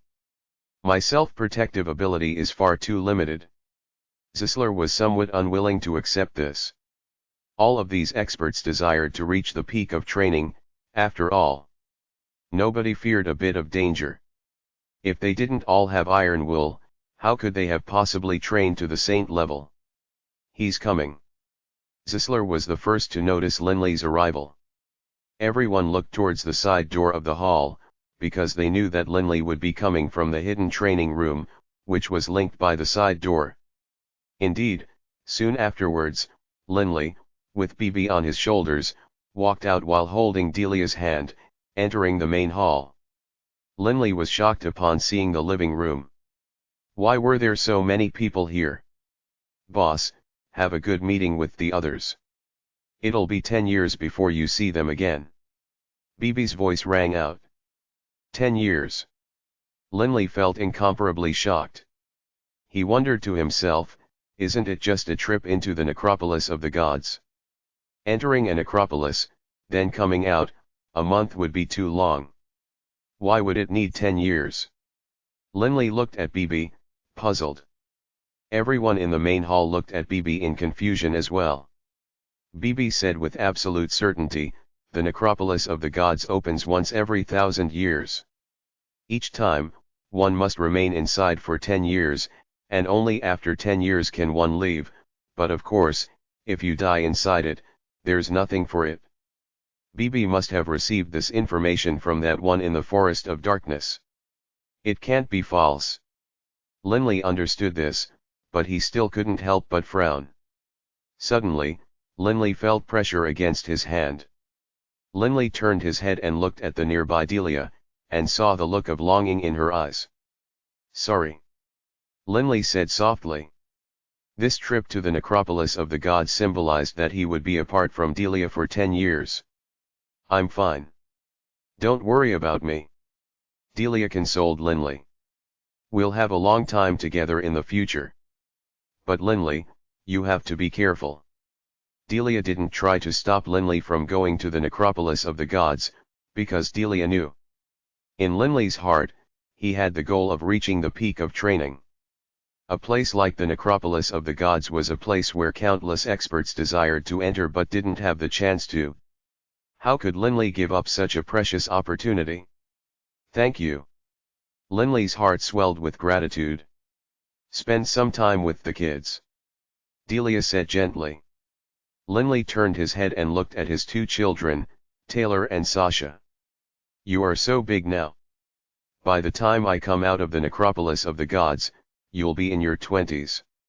Knowing that he would be leaving for a long time, Linley spent a good amount of time with his son and daughter. When dusk arrived, Taylor, Sasha, go back. Linley patted his two kids on their heads. Okay. Taylor and Sasha both nodded obediently. The nearby Barker looked at Linley. Lord Linley, please help me on that matter. Hearing this, Linley nodded. Barker wanted to go to the Necropolis of the Gods as well, but the number of names was limited. Linley had to go ask before knowing what the answer was. Delia. Linley exchanged gazes with Delia. Be careful, Delia said softly. Linley nodded slightly.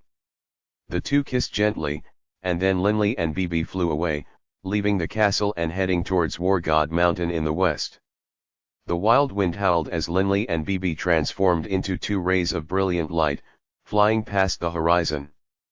Bibi, why must one stay 10 years at the Necropolis of the Gods? While flying, Linley asked Bibi the question. Bibi shook his head. I don't know either.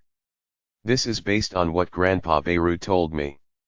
Oh, right, Barker wants to go to the Necropolis of the Gods. If you aren't able to get it for him, I can go ask Grandpa Beirut. Grandpa Beirut would definitely agree. No rush. Let's ask the war god first, Linley said. Linley suddenly had a suspicion. Bibi was going to the Necropolis of the Gods along with him, and Lord Beirut had agreed to it. Linley couldn't help but ask, Bibi, isn't your Grandpa Beirut worried about your safety? Why is he letting you go to the Necropolis of the Gods? Bibi pursed his lips.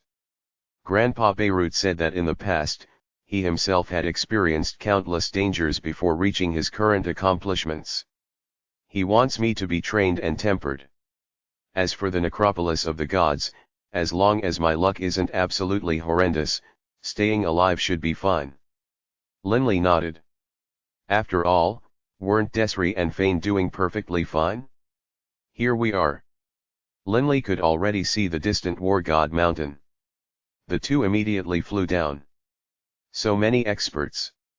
Linley immediately noticed those 21 experts. If he didn't transform, many of those below were on par with Linley, and even the weakest of them wasn't much weaker than him.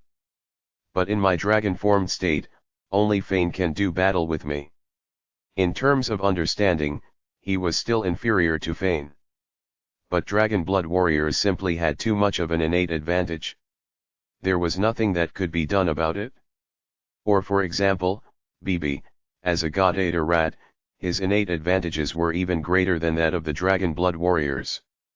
So noisy. Linley noticed those 21 warriors were currently in the midst of sparring matches. Suddenly, a loud, clear laugh could be heard. Ha ha, Linley, you finally arrived. You are the last one to arrive. Linley immediately landed. At this time, it was night. The empty area had quite a few chairs and tables. The experts were chatting, drinking, and even sparring, for those who had the interest. It was quite rare for these ultimate experts to have a chance to meet like this. Sorry, I came late. Linley was a bit embarrassed, and he hurriedly greeted everyone. Fane laughed as he walked over. It's fine. Master hasn't come to receive us either. He won't be here to meet us until tomorrow morning. Tonight, we'll just assemble here and have a good time. So he is Linley. Many of the experts who were drinking cast their gazes towards Linley. These people had all been training in seclusion for thousands of years. Generally speaking, they didn't care about newcomers, but Linley had simply become too outstandingly famous. Especially with Linley being a dragon blood warrior, one of the supreme warriors. None of the people present dared to look down on him. Everyone. Fane smiled as he stood up, and everyone turned to look at Fane. Even the experts sparring in the air landed. Fane laughed calmly. Most people here haven't met Linley yet. Weren't we discussing him just this afternoon? Right, Clay Kale, weren't you shouting non-stop about how you wanted to check out the power of the Dragon Blood Warriors for yourself? Check out the power of the Dragon Blood Warriors. Linley couldn't help but reveal a hint of a smile on his lips. Pity that it's a Dragon Blood Warrior, not an undying warrior. A loud, clear voice rang out, and a bulky, powerful-looking man with short gold hair stood up. He wore a sleeveless shirt, and his terrifying muscles made his shirt look as though it was about to split apart. The golden-haired man looked at Linley and laughed. Linley, let me introduce myself. I'm Clay. Normally, I train on an island in the North Sea. I've heard of the fame of the Dragon Blood Warriors long ago, and I've been itching to have a go. I would like to have a spar with you, Linley. I wonder. Sure. Linley smiled as he spoke. Wonderful. Clay's eyes lit up, and his muscles immediately began to tremble. With a sudden boom, his shirt exploded into tatters, and his body suddenly seemed to have turned to metal and shone with a metallic light. Fane said to Linley, this Clay also trains in the laws of the earth, but in terms of defense, he is more than 10 times more powerful than Hadesun. Linley smiled. I know. Clay's body looks like it is made from metal. It seems similar to the sacred Earth Guard armor, which is made from diamonds at the saint level. Linley mused. For a warrior's defense to reach such a terrifying level, he indeed had to be an exceptional expert. With a flip of his hand, Linley withdrew Blood Violet. Linley, go ahead and transform. The golden-haired Clay said loudly. Linley shook his head. No need for now. Clay seemed a bit unhappy. He snorted. Linley, you really are quite confident. As he spoke, Clay charged into the air. This was War God Mountain. They didn't dare to damage the War God Mountain when they sparred, so naturally they all flew into the air and sparred there. In an instant, Linley appeared in mid-air as well, his speed clearly a level higher than Clay's. Ha ha, come. In mid-air, Clay let out an excited roar, and then he transformed into a blur and charged at Linley. He suddenly struck out with his right fist, and it was as though it had pierced through reality, carrying a terrifying howling sound as it attacked Linley. Where this fist passed, space itself rippled. HRM. Linley's face changed. Linley had been preparing to use the rippling wind attack, but seeing the power of this fist, Linley immediately was forced to change his attack. Retreating backwards, Linley slashed out with Blood Violet, and it also seemed to pass through reality. Wherever Blood Violet passed by, space itself seemed to congeal and slow, then fold in on itself. Atop Blood Violet was a frozen spatial edge, and clear ripples appeared around it as well. Profound truths of the wind, tempos of the wind, level 2. Bang. Blood Violet collided head-on with the fist of the shiny metallic man. Boom. That terrifying force passed straight through Blood Violet and attacked Linley. The battle chi around Linley's body roiled. Only the pulse guard defense guarding his body managed to protect him from this terrifying force. Clay himself was knocked backwards as well. His fist had a hint of blood on it, but he wasn't harmed at all. What terrifying defense! In terms of defense alone, he should be on par with an undying warrior. Linley was secretly shocked. Linley, I admit defeat. Clay's voice rang out. This Linley really is a monster. He's so powerful even without transforming. Once he transforms, I won't have the power to fight back at all. As he muttered to himself, clay flew straight back down. Book 11, Necropolis of the Gods, Chapter 7, The Metallic Castle. This clay wasn't injured at all, but he admitted defeat. Linley chuckled, then stored Blood Violet back into his interspatial ring, then landed as well. By now, everyone present had a clearer understanding of Linley's power. Clay was one of the more powerful experts present, and there were only a few present who were mightier than him. These experts knew very well that Clay's most powerful attack was his punches. His body's defense was slightly weaker than his fist's power. Linley's sword had actually drawn a hint of blood from Clay's fist. If it had landed on Clay's body, it would have at least resulted in some blood loss. Linley, I haven't seen you in 13 years, but your power has reached such a level. Fane's eyes also had a hint of battle lust in them. From the battle just then, Fane could tell that Linley now had a fairly high level of understanding of the laws. Paired with his natural gifts as a dragon blood warrior, Linley should now be able to have a proper duel with him. Fane, as well, wanted to have a sparring match with Linley. Everyone wants to fight with my boss. Why don't you guys fight with me? BB sensed Fane's desire to do battle and immediately flew in front of Fane. Fane looked at BB, startled, and then he seemed to have remembered something. He hurriedly said, "Oh, BB, right." Fane no longer mentioned anything about sparring. Instead, he pulled Linley and BB to join him in laughter, wine, and idle conversation. Midnight. The mountain wind blew gently. The night wind of early spring was very cold, but of course, these experts didn't mind at all. They continued to chat and laugh. Oliver's aura has completely changed from before. Linley glanced sideways at the distant Olivier. Olivier was one of the 22 experts as well. In the past, Olivier would still talk and laugh, but now, he seems to have become much colder, and his eyes have become sharper as well. The current Olivier was like a precious sword that had been unsheathed, extremely sharp and fierce. This caused the experts around him to voluntarily draw away from him. Clearly, these people weren't very close to Olivier. Linley. This time, you and Olivier are the only new participants in our squad. Although Oliver's power is weaker than yours, he is still a hair more powerful than Clay. Fane sighed in approval. His attack power is quite astonishing. Oh! Linley was surprised. Linley knew very well how powerful Olivier was. In the past, Olivier had even lost to Hadesun. Although I heard that 12 years later, he killed Hadesun with a single sword, it's only been 12 years. How has he improved so astonishingly fast? The main reason Linley's own power had increased was because he had broken through to the saint level. So as a peak dragon blood warrior his strength had increased by more than tenfold. And, of course, he had gained deeper levels of understanding as well. But Oliver's battle chi had reached the peak of the saint level long ago. His only improvement would have been in his understanding of the laws. How had he risen in power so quickly? Although Oliver's sword isn't very fast, it combines two different types of laws, both light and dark.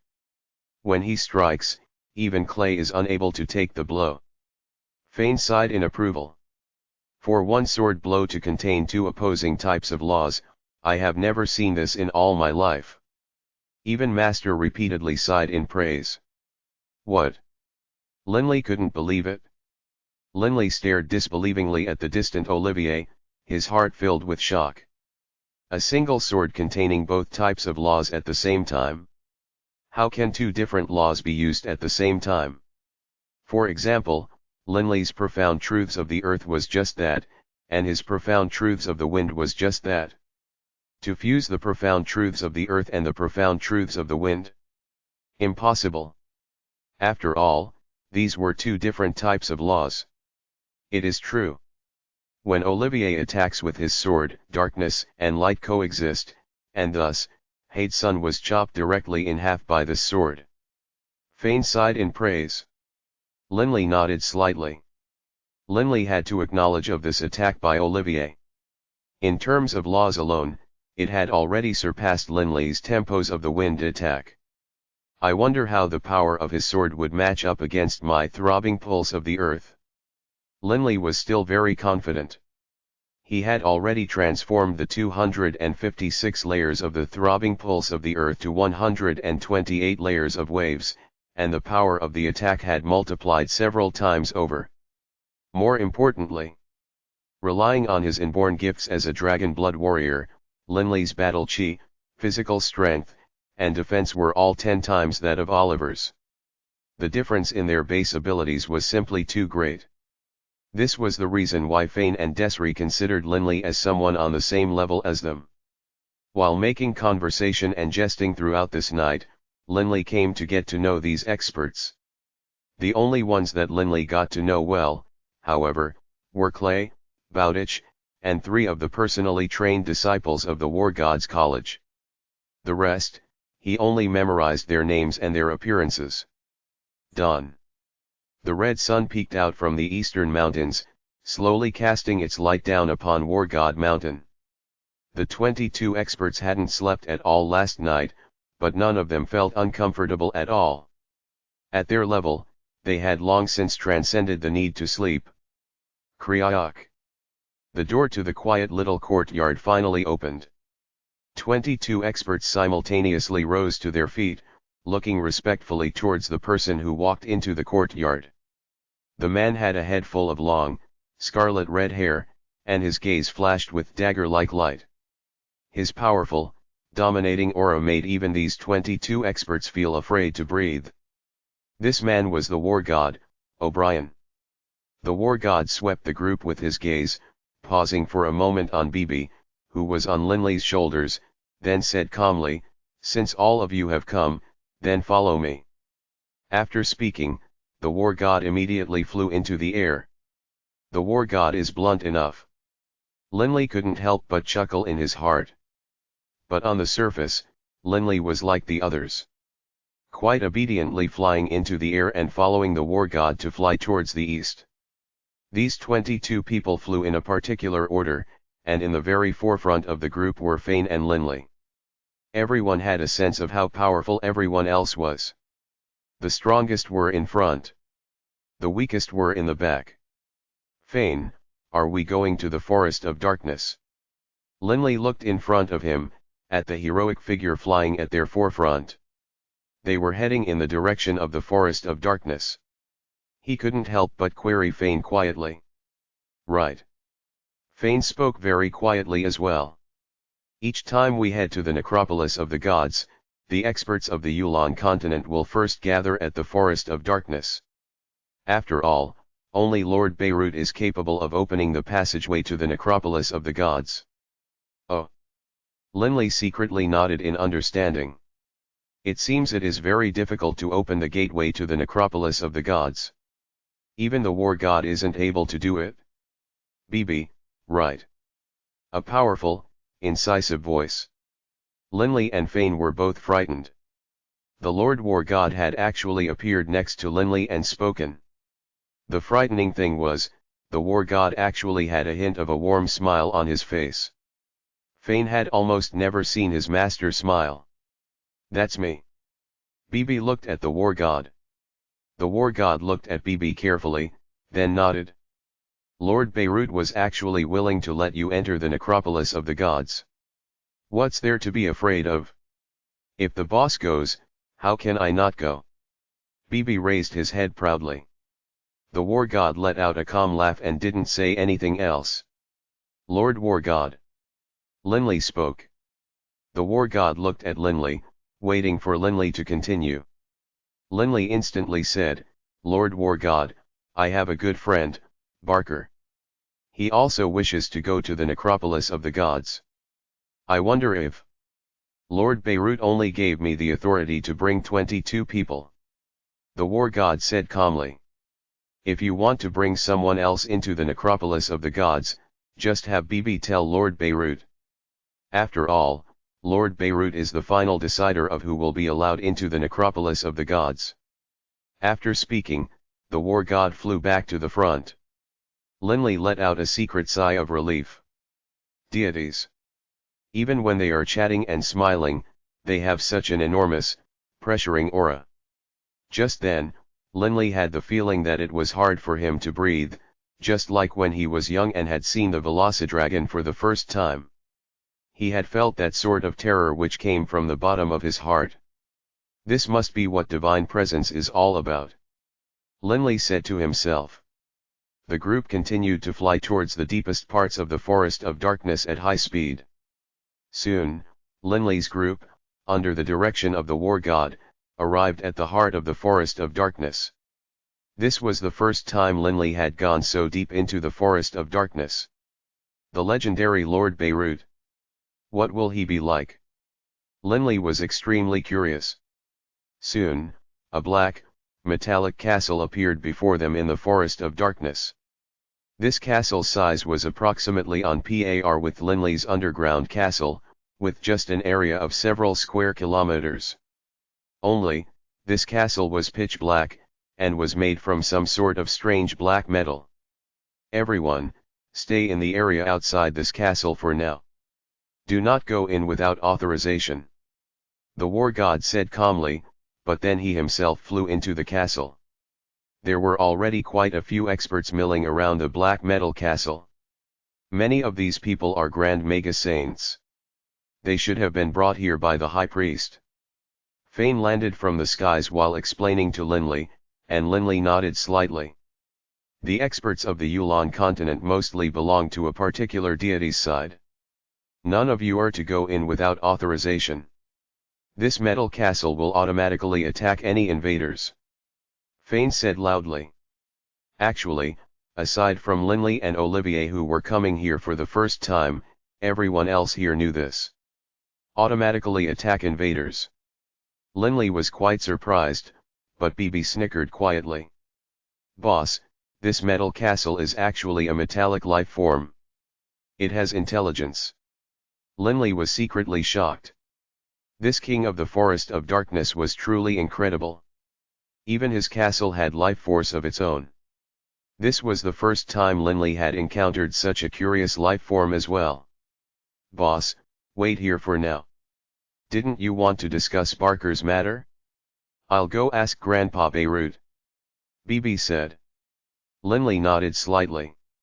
With a flicker of his body, BB immediately entered that pitch-black castle. Seeing BB go in, many of the experts outside the castle were quite surprised. They all knew, any invaders would be attacked. But just then, BB hadn't been attacked at all. Linley, you came. He heard the sound of laughter. Linley turned his head and looked. He saw Desri, Hayward, and Higginson walk over towards him, and Linley immediately went to greet them. Mr. Desri, where is your wife? She didn't come. She's a bit too weak. Desri laughed. But I must say, I truly must congratulate you, for you to possess a magical beast such as BB. 23 years ago, Lord Baruch personally communicated to several of us mentally, and we were all curious as to what fortunate youngster managed to acquire BB as his magical beast companion. Linley understood why. Soon after BB had been born, Lord Baruch had probably discovered BB's existence by some coincidence. Thus, he had immediately mentally contacted the war god, the high priest, Desri, Rosary, and the other prime saints, asking them to look after the two of them a bit. Lord Baruch certainly must have been paying close attention to BB this entire time. Those several of us included myself, Rosary, Tulili, and Rutherford. Only the four of us answer directly to Lord Baruch's commands. Desri explained. In the Yulan continent, the saints in training are divided into three camps. Lord Baruch's, the war gods, and the high priests. Linley now understood.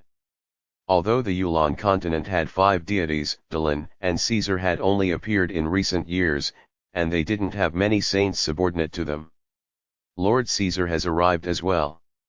Desri suddenly said. Linley raised his head and saw Caesar, dressed in a long, loose robe, a lazy smile on his face, fly into the metallic castle. All of you, stay here, don't go in. Otherwise, if you die, don't blame me. A calm, cold voice rang out. Linley and the others couldn't help but turn to look, and they saw a devilish young man who wore a dark golden robe issuing instructions to the magical beasts who had followed him here. And then, he entered the metallic castle as well. It's Dylan.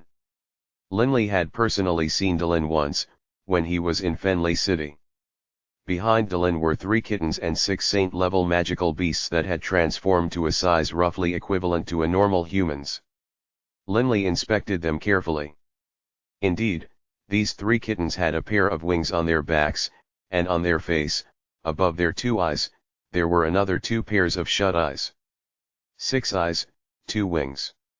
Saint-level magical beasts, 6-eyed golden eye lions. The children of Dylan. Linley secretly said to himself.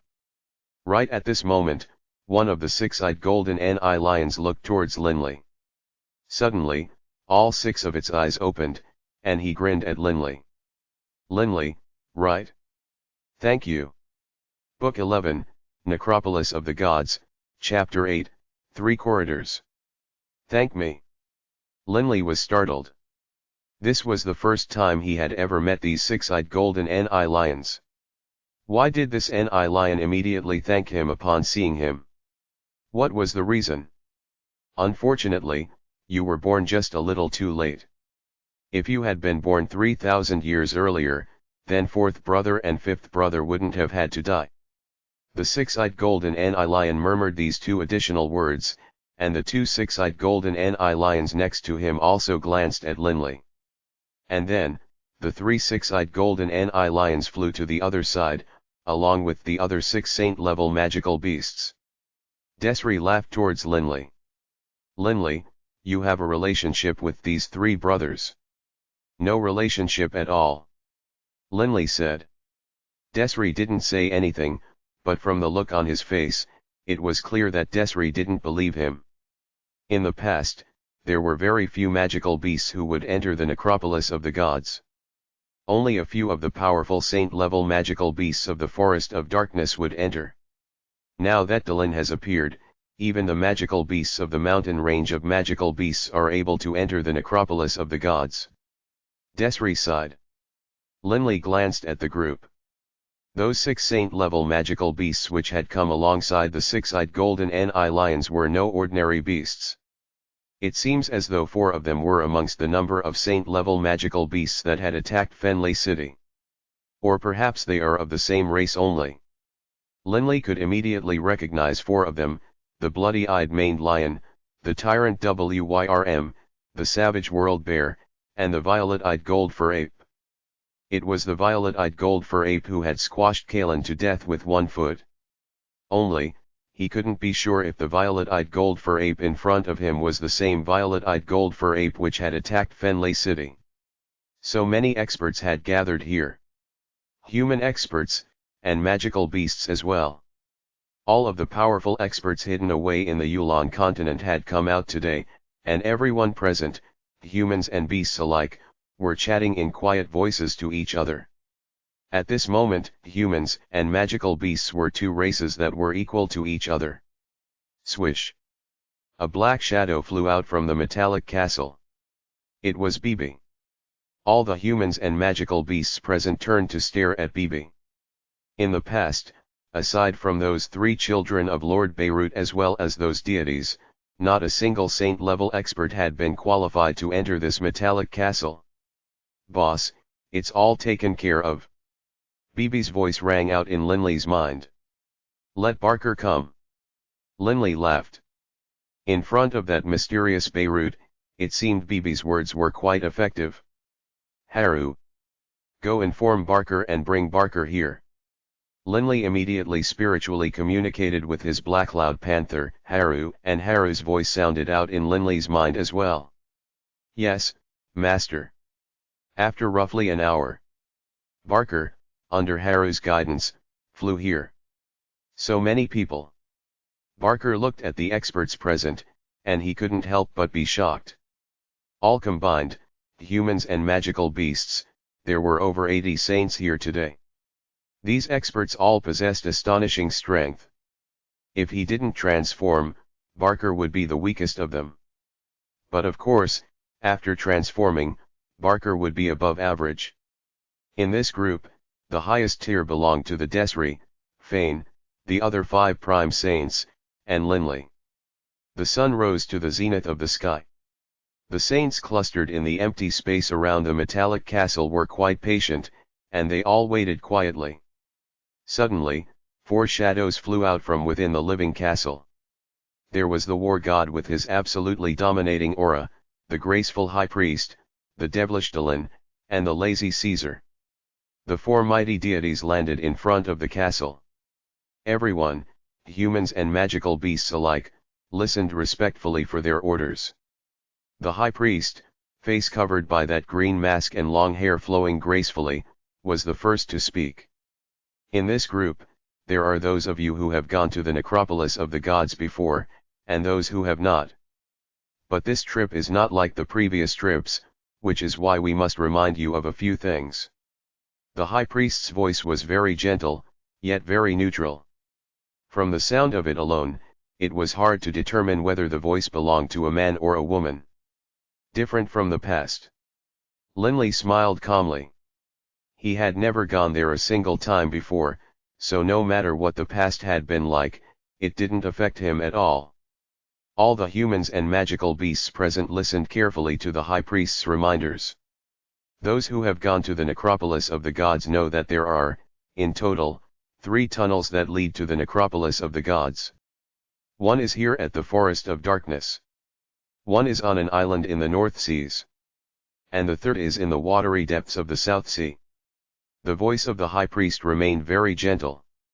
The faces of the more experienced people, like Desri and Fane, began to change. 3,000 years ago, the entrance to the Necropolis of the gods was from the South Sea's entrance. 2,000 years ago, the entrance was from the Forest of Darkness.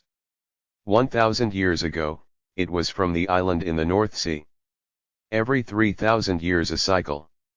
This time, you will be entering the Necropolis of the gods from the South Sea. The high priest's voice entered the ears of every man and magical beast. Linley was surprised. This Necropolis of the gods actually has 3 tunnels. Linley began to wonder. But these 3 tunnels are extremely far apart from each other. North Sea, Forest of Darkness, South Sea, they are tens of thousands of kilometers apart. What's going on? Although he was puzzled, Linley knew that this wasn't the time to ask. He could only continue to listen patiently. The high priest's voice seemed to contain a hint of laughter in it. So you should know which tunnel will be used now. Those 10 of you with previous experience should also know how dangerous this trip will be. All right. Desri, come explain to everyone. Remember, anyone who wants to give up can do so. But tonight, the remainder of us will head out together. The high priest's voice remained soft. Dylan's cold laughter rang out. If you are afraid, then don't go. There's nothing embarrassing about it. It isn't too late to give up now. If you give up later, after arriving there, and decide to flee at that point, that would be really shameful. The 4 deities walked to one side, waiting for midnight to come. Desri walked to the front of the group. Desri's face looked extremely dark and downcast. Linley had never seen the suave Desri have such an ugly look on his face before. Those of you who experienced the opening of the Necropolis of the gods 2,000 years ago or 1,000 years ago, listen carefully. Desri's voice was very cold. There isn't just one Necropolis of the gods, nor is there just 2. There are 3. The 3 different tunnels lead to 3 different necropolises. 3. Many people were shocked. Even Linley felt shocked, and he focused his energy on listening to what Desri had to say. Although the necropolises of the gods which are reached through the tunnels in the Forest of Darkness and the North Seas Island are dangerous, the danger isn't that great. Generally speaking, as long as you are cautious and prudent, you won't be in any risk. But the necropolis of the gods which is reached through the South Sea is extremely, extremely dangerous. Desri said in a low voice, "In fact, I even believe that of the 80 or so experts present, even if we are extremely careful, we would be lucky to have a third of us survive." A third. Many of the saints let out startled calls. Many of them had gone to the Necropolis of the Gods before, but on the past 2 visits to the Necropolis of the Gods, only a quarter of them or so had died. But from what Desri was saying, it seemed 2/3 of them were likely to die on this trip. And that assumes you are being extremely careful. If you get greedy, I expect that perhaps we might be lucky to see 10 survivors out of our 80 people present. Desri looked at the people in front of him. Remember this. If you die, that's no big deal. But don't drag down others with you. After finishing speaking, Desri returned to stand next to Hayward and Higginson. The atmosphere was extremely depressed. What is there to be afraid of? The more dangerous it is, the greater a chance of finding a divine spark or a divine artifact. A voice rang out from the group. "Make it out alive first." Fane's cold voice rang out. Fane's face was also exceedingly ugly to behold right now. Desri, Higginson, and Hayward were all silent. Linley walked towards them, then asked softly, "Desri, what's wrong? This trip to the Necropolis of the Gods will be very special." Desri looked at Linley, then sighed and said, "Linley, do you remember your first trip to our village? At that time, when Hayward was sparring with you, you asked why he, a grand mega saint, didn't have a magical beast companion." "I remember." Linley nodded. When Hayward had been sparring with him, Linley had been under the impression that a grand mega saint who sparred with him without a magical beast companion would definitely be defeated. But then, Hayward had shown him the error of his ways by demonstrating how a grand mega saint fought. At that time, you said that his magical beast had died in order to save him. That was more than 2,000 years ago. In addition, a good friend of yours had died as well. Linley responded. "Right." Desri nodded. "And the event I spoke of us was our journey into the Necropolis of the Gods 3,000 years ago." Linley nodded. "Hayward's magical beast was an electro-bolt panther, very useful for staying alive in the Necropolis of the Gods. I begged Lord Baruch for another slot in order to let that magical beast come as well. However, on that trip, on just the outer perimeter of the 6th floor of the Necropolis of the Gods, our third brother and that magical beast both died. As for the 3 of us, we were on the 5th layer and didn't dare to enter the 6th layer. Just like that, we stayed there in the 5th layer for 5 years, waiting until the exit tunnel appeared." Desri's face was very bitter. Linley's mind was stirred. The 5th layer? 6th layer? Although he didn't know anything about the Necropolis of the Gods, from the sound of it, it was divided into many layers. And this 6th floor was an extremely dangerous one. The night descended. Not a single saint left. If they were afraid of an unknown danger, then they truly would have quite weak-willed. A black shadow suddenly appeared in front of the group, then slowly solidified. This person wore a very simple black robe. His black hair was loose and unbound, and his beard was so long that it reached down to his chest. He looked just like an old man. Lord Baruch. The high priest, Caesar, the war god, and Dylan all immediately rose and said respectfully. All of the saints immediately rose and bowed respectfully, regardless of whether it was their first, second, or third time meeting Baruch. The atmosphere was such that neither the high priest nor the war god, much less the saints, dared to even breathe. Baruch had a pair of little eyes, but they were quite lively, like 2 brilliant stars. His face seemed to have a perpetual hint of a smile on it. "Bibi, come over here." Baruch looked at Bibi, then beamed at him. Bibi immediately jumped into Baruch's arms. Everyone present looked at Bibi. "Grandpa Baruch, let's go. I've waited here so long." Bibi didn't seem to feel any pressure from Baruch's presence at all, and Baruch nodded indulgently, then flew towards the south with Bibi in his arms. "Let's go." Beirut's slightly gravelly voice rang out. At this moment, the 4 deities and the 80+ human and magical beast saints all flew into the air as well. While flying, many people looked at Linley. Clearly, the close relationship between Bibi and Beirut had caused them to pay attention to Linley as well. But those people only knew that Bibi was Linley's magical beast. Many people had come to a decision. Even if they didn't make friends with Linley, they couldn't offend him. After all, in front of Lord Beirut, even the likes of the war god and the other 3 deities acted as though they were children, afraid to even breathe loudly. One could completely understand how, in Lord Beirut's heart, the status of Bibi was far greater than that of the likes of the war god. This war god truly is formidable.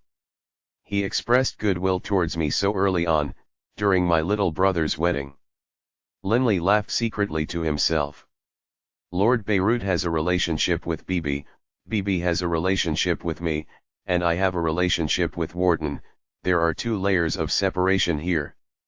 But the war god had even gotten involved in Warden's affairs, directly ordering that Emperor Johann to allow Warden to become Nina's husband. One could completely imagine how much respect and dread the war god felt towards Lord Beirut. The oceans took up an enormous amount of territory in the Yulon Plain. The North Sea was already enormous, but the South Sea was simply shocking. Linley had once heard Hodan say that at the end of the South Sea, one would see the wild, chaotic space. Late night. The endless waters of the sea seemed dark and heavy. Right here, Beirut declared as he stood there in mid-air above the sea. In the depths of the ocean here, you'll find the entrance to the tunnel to the Necropolis of the gods. That tunnel is roughly 20,000 meters away from the surface of the sea. Beirut laughed calmly. I trust the water pressure of the deep sea won't have any effect on you. If you can't even withstand a tiny little bit of deep sea water pressure, then it is best if you give up right away. As he spoke, Beirut himself was the first to dive into the water. Wherever his body passed, the deep ocean water itself naturally split apart around him, creating a corridor. Book 11, Necropolis of the Gods, Chapter 9, The Necropolis Sculptures. Rumble, rumble. The sea roiled, and then 4 pathways into the sea appeared, and the high priest, the war god, and the others all dove into the sea as well. The 80+ human and magical beast experts didn't hesitate at all, hurriedly entering the water. This deep sea is quite interesting. Linley's battle chi was swirling around him. With his pulse guard defense, he was able to easily offset the outside water pressure. As for Linley himself, he curiously stared at the various scenes here, deep in the ocean. This was Linley's first trip into the seas. In the deepest part of the ocean, it was silent and pitch black. The only things that could be seen were a few creatures that naturally radiated light. Fane and Linley flew down together. Fane glanced at Linley, then his voice rang out in Linley's mind. Linley, in this vast expanse of land here in the South Seas, there are actually a great many magical beasts, such as aquatic dragons, dragon turtles, 9-headed serpents, titanic octopi. All of these are saint-level magical beasts. Fane naturally had the ability to engage in spirit-projecting communication. Linley secretly nodded. The South Seas were far larger than the Yulon continent in size. It would be unnatural if they didn't contain a large amount of magical beasts in them. But even if the magical beasts of the depth drew near, upon seeing us, they would be so frightened they would immediately flee. Fane smiled calmly as he mentally spoke to Linley. Linley chuckled as well. The group continued to fly deeper into the dark, silent depths of the sea, while at the same time, they enjoyed the sight of these rarely viewed sceneries. Occasionally, an enormous magic beast would appear, but upon discovering that so many experts were descending, it would invariably be so frightened that it wouldn't even dare to move. The farther down they went, the greater the pressure was. At the end, the pressure was so great, it was as though a small mountain was weighing down upon them. Fortunately, all of these people were amongst the most powerful saints in the world, and thus they could take it. they would either cast magic spells, or use protective barriers of battle chi. The rainbow of colors surrounding them was quite resplendent to behold. We're at the seafloor. The experts all came to a halt at the seafloor. There were some life forms such as corals down here, which radiated a bit of light. The bottom of the sea was covered with rows upon rows of coral reefs, while the ground was not level, sometimes convex while other times concave. It could rise up to a height of hundreds of meters, and sink down so deeply that the bottom couldn't be seen. Almost there. Fane said mentally to Linley. Linley nodded slightly. Everyone continued to follow the leaders at the bottom of the sea.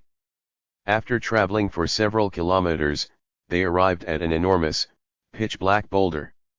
This pitch-black boulder stood by itself in the middle of a gorge, and in the water above the boulder, there was a translucent door which was emitting strange ripples. Here we are. The gravelly voice rang out in everyone's ears. Everyone stopped in front of this pitch-black boulder. HRM. This door seems quite similar to the door of my pocket dimension. Only, it's twice the size. Linley was intrigued. Lord Baruch's voice could be heard in each person's ears. This interspatial door is the tunnel which leads to the Necropolis of the gods. Normally, this interspatial door is shut and covered by a layer of invisible force. As he spoke, Baruch's body suddenly emitted a ray of black light. This ray of black light struck directly against the interspatial door. Rumble, the quiet seafloor suddenly began to shudder, and the previously translucent door suddenly emanated with a blinding, dazzling light, as though a membrane had suddenly covered and sealed it. But a few seconds later, it burst apart like a popped bubble. Pop! With a very soft sound, the membrane collapsed. Follow me. All in at the same time. Baruch flew to the interspatial door, and with one step, crossed through to the other side. As he did, Baruch completely disappeared from the line of sight from the people present. The high priest, war god, Dylan, and Caesar didn't hesitate at all. They immediately entered the interspatial door as well, disappearing from line of sight. So the Necropolis of the gods is actually another plane. Linley now understood. Only, the plane of the Necropolis of the gods is connected to the Yulon continent's plane. This was much like his pocket dimension. The hidden location of the Necropolis of the gods was also linked up with the Yulon continent. All of the experts present entered the interspatial door together, and Linley and Fane entered as well. What a strange vibration. Linley could clearly sense that the moment he stepped across the interspatial door, he had a strange feeling, as though he were a person swimming in the water who suddenly stepped onto dry land. It was as though the entire environment had changed. The many experts had arrived at a different plane. They were all still at the bottom of the sea. Only, it was the bottom of the sea of a different plane. What a strange feeling. Linley had a sense of being ill at ease upon entering this new dimension. Fane drew near Linley and said to him spiritually, Linley, in this plane, even my spiritual energy can only encompass 10 or so meters. In addition, this plane is filled with countless experts. We can't fall behind the others, as if we do, if we are surrounded by those countless magical beasts. We will die for certain. Linley was secretly shocked. The group of people followed Baruch forward. Baruch wasn't the slightest bit nervous, leading them flying for over 10 kilometers. That mountain-sized building over there is the Necropolis of the gods. Fane drew near Linley yet again and spoke to him spiritually. Linley stared at that distant, massive structure. He couldn't help but feel his heart shake. This Necropolis of the gods really is astonishingly large. Linley was certain that this Necropolis of the gods was over 100 kilometers away from them, but Linley could nonetheless make it out clearly. The Necropolis of the gods is nearly 20,000 meters tall, and each of the four sides of its base is over 10,000 meters long. Fane spoke to Linley spiritually. He was very familiar with this Necropolis of the gods. How was such an enormous edifice built? Linley couldn't help but sigh non-stop with praise. Given their flying speed, the distance of 100 kilometers was quickly reached. Once they drew near it, Linley began to sigh in amazement yet again. The reason he sighed in amazement was because although the necropolis of the gods was primarily cuboid, the top of it still tapered off into narrow edges. The necropolis of the gods had 4 sides, and the side facing Linley had a massive carving on it. Dragon. Staring at this 20,000 meter high, 10,000 meter, massive carving, Linley saw that it was of an enormous, winding dragon. This dragon was different from the dragons of the Yulan continent's plain, because this dragon didn't have wings. And yet, the sculpture of the dragon gave off an aura of majesty which made others want to bow towards it.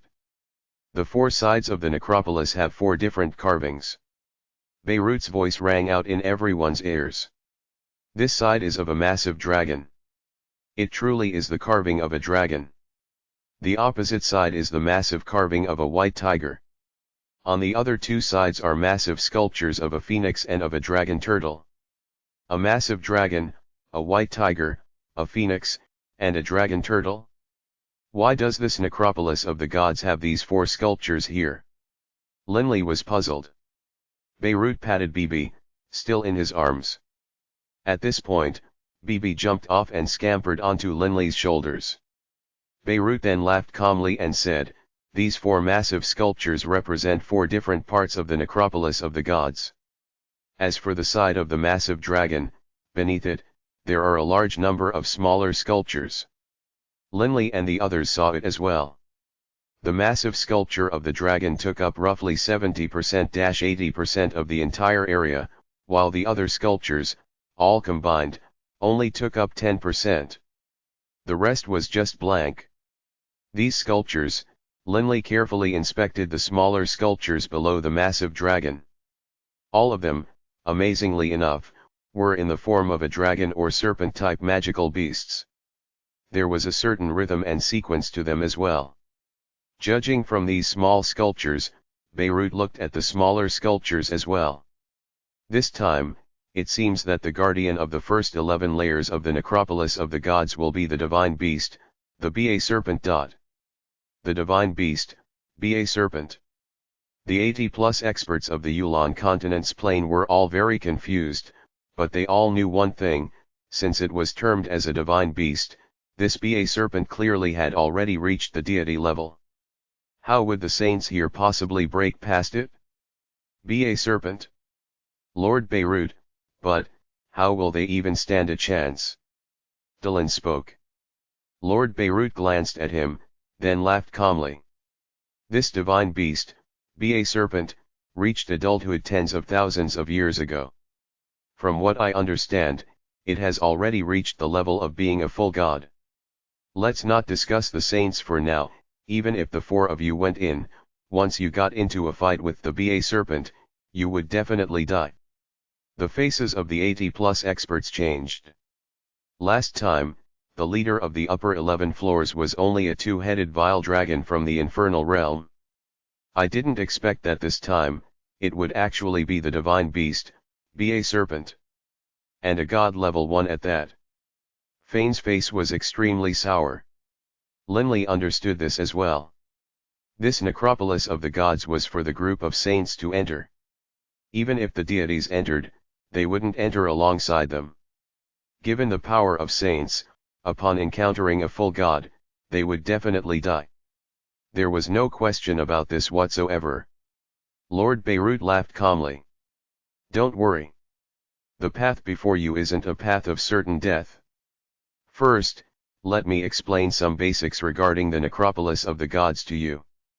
The necropolis of the gods has a total of 18 layers. The top 10 layers definitely do not have divine sparks. From the 11th layer onwards, there will definitely be corpses of deities as well as divine sparks to be found. Many of the experts who had never been here before immediately had looks of joy on their face. Hearing that there were divine sparks on the 11th floor, many people immediately made the decision that they absolutely had to break through to the 11th floor. Once they found a divine spark, they would become a deity.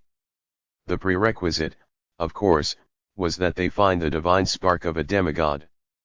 The part of the necropolis of the gods which you are about to enter into has the divine beast, be a serpent, as the leader of the top 11 floors. As for the 12th floor and beyond, even deities which enter it have a very high chance of death. Lord Beirut laughed calmly, and the people who had unconsciously contemplating giving the 12th floor a try immediately gave up the notion. Beirut looked at the people present. As for the Ba serpent, he might be on the 1st floor, or he might be on the 11th floor. Regardless, he is definitely within one of the 11 floors. Linley couldn't help but feel nervous. If we run into the Ba serpent, doesn't that mean we are doomed? Linley worried. Beirut seemed to know what Linley was thinking. He explained, regarding the Ba serpent, the Ba serpent is fond of sleeping, and when asleep, a Ba serpent generally will not wake up, unless there is a huge commotion of some sort. If you encounter the sleeping Ba serpent on your floor, you'd best not wake him up, as otherwise, you would definitely die. Everyone present was secretly cursing in their heart. Who would be idiotic enough to wake up the Ba serpent? But everyone knew as well that if the leader of these first 11 floors was the Ba serpent, then there would definitely be other barriers as well. The Ba serpent is fond of sleeping, but if the Ba serpent just so happens to be awake when your group enters, all you can do is blame your own terrible luck. Lord Beirut explained. The faces of all the experts present changed. If they encountered the divine beast Ba serpent while it was awake, most likely not a single one of them would be able to escape. Haha, Lord Beirut laughed loudly. All I can do is wish you good luck. Remember, the first 11 floors has more than just the divine beast, Ba serpent. It also has all sorts of other monsters, or undead creatures, or aberrations from other planes. There are quite a few creatures within that are much more powerful than even the most powerful of you. The faces of Fane and Desri were extremely solemn. They knew this very well, because last time, they had suffered as a result of it. Remember. Be careful and be vigilant. Don't be greedy. Lord Beirut said. If you die inside, I won't be able to rescue you from outside either. As he spoke, Beirut's hands flashed with 2 rays of black light which struck the bottom of the wall. Instantly, 2 gateways appeared there at the bottom of the massive wall. Human saints will enter through the left gateway, while magical beast saints will enter through the right gateway. If you survive the first 4 floors, then, you'll meet again on the 5th floor. Linley immediately understood. The insides of the necropolis of the gods were very complex, and these 2 tunnels led to different paths through the first 4 floors. Only on the 5th floor would it all merge together. All of you, go inside now. Beirut laughed calmly. Remember. If you are afraid, you can just hide on the 1st floor, which has the least danger, and wait 10 years. In 10 years' time, every single floor will have portals to the outside world appear, at which point you will be able to leave. 10 years. Nobody hesitated. The human saints and the magical beast saints all separated into their own groups. Be careful. Linley said mentally.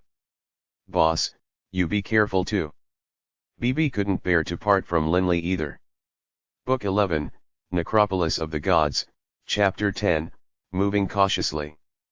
After the human experts and the magical beasts experts entered the necropolis of the gods, the high priest finally spoke. Lord Beirut. The high priest looked at Beirut. If that Bibi encounters the divine beast, Ba serpent, what then? Perhaps Beirut didn't give a damn about the lives of the others, but he definitely cared about Bibi. And, in the necropolis of the gods, even Beirut wouldn't be able to save them. The high priest was confused. Why did Beirut dare to do such a thing? Beirut laughed. It's fine. Bibi won't encounter the Ba serpent. Because, he took the right tunnel. Lord Beirut, what are you saying? Caesar's face changed. Beirut laughed calmly and nodded. Just now, when I opened the tunnels, I did a quick investigation. The Ba serpent is in the area of the left tunnel, and it is beneath the 5th floor. Thus, I had the magical beast saints enter the right tunnel.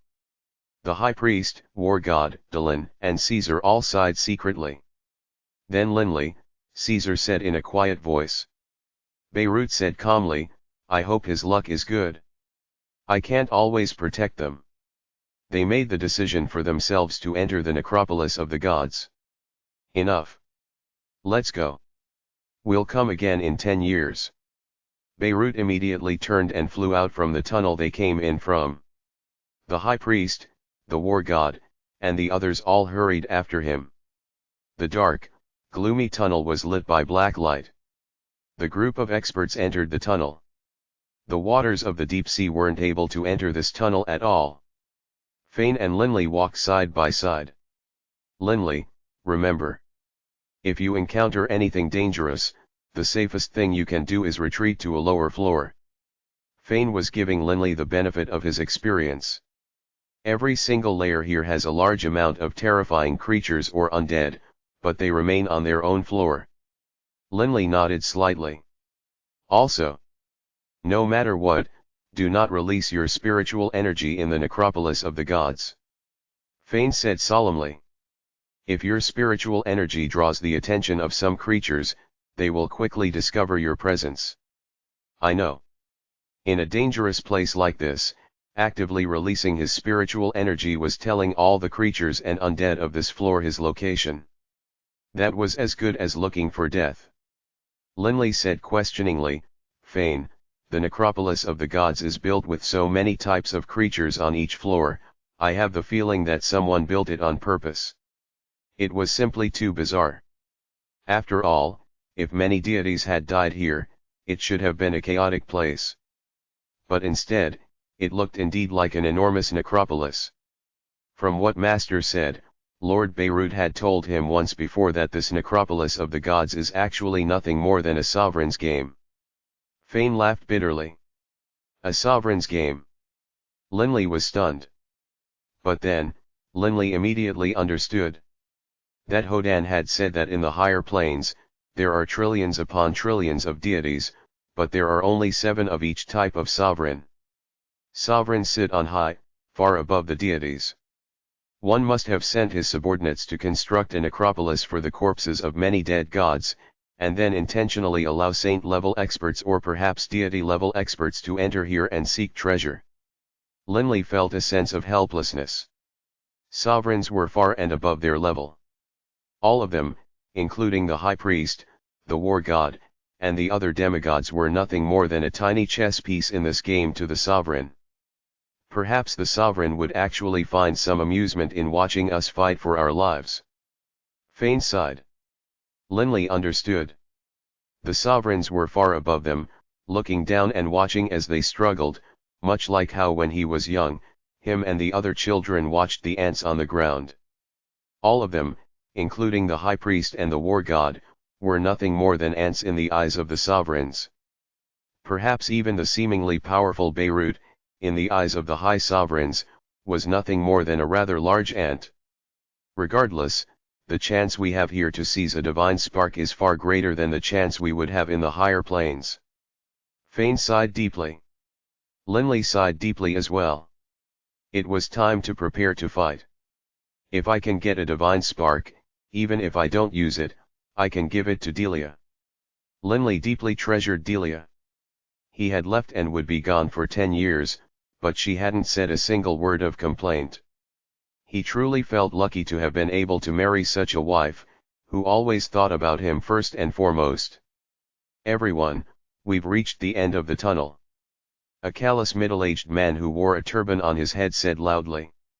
If we continue forward, we will be at the first floor. Remember. Don't be too greedy. You dying isn't a big deal, but don't drag down others with you. After speaking, the turban-wearing man walked out of the tunnel.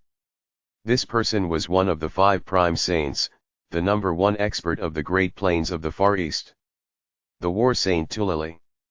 Behind him, one saint after another exited the tunnel. Who knows what will be on the first floor? We better not encounter that terrifying deity-level BA serpent magical beast on the very first floor. Linley stared at the pitch-black end of the tunnel, then stepped through it. Instantly, the world spun and the environment changed. Whoosh! A wild wind was blowing desolately, and yellow sand was flying everywhere. This was an extremely desolate desert world, and the wild wind blasted the yellow sand everywhere, causing the entire world to seem blurry. The heat waves here caused the air itself to distort as well. There's magical beasts over there.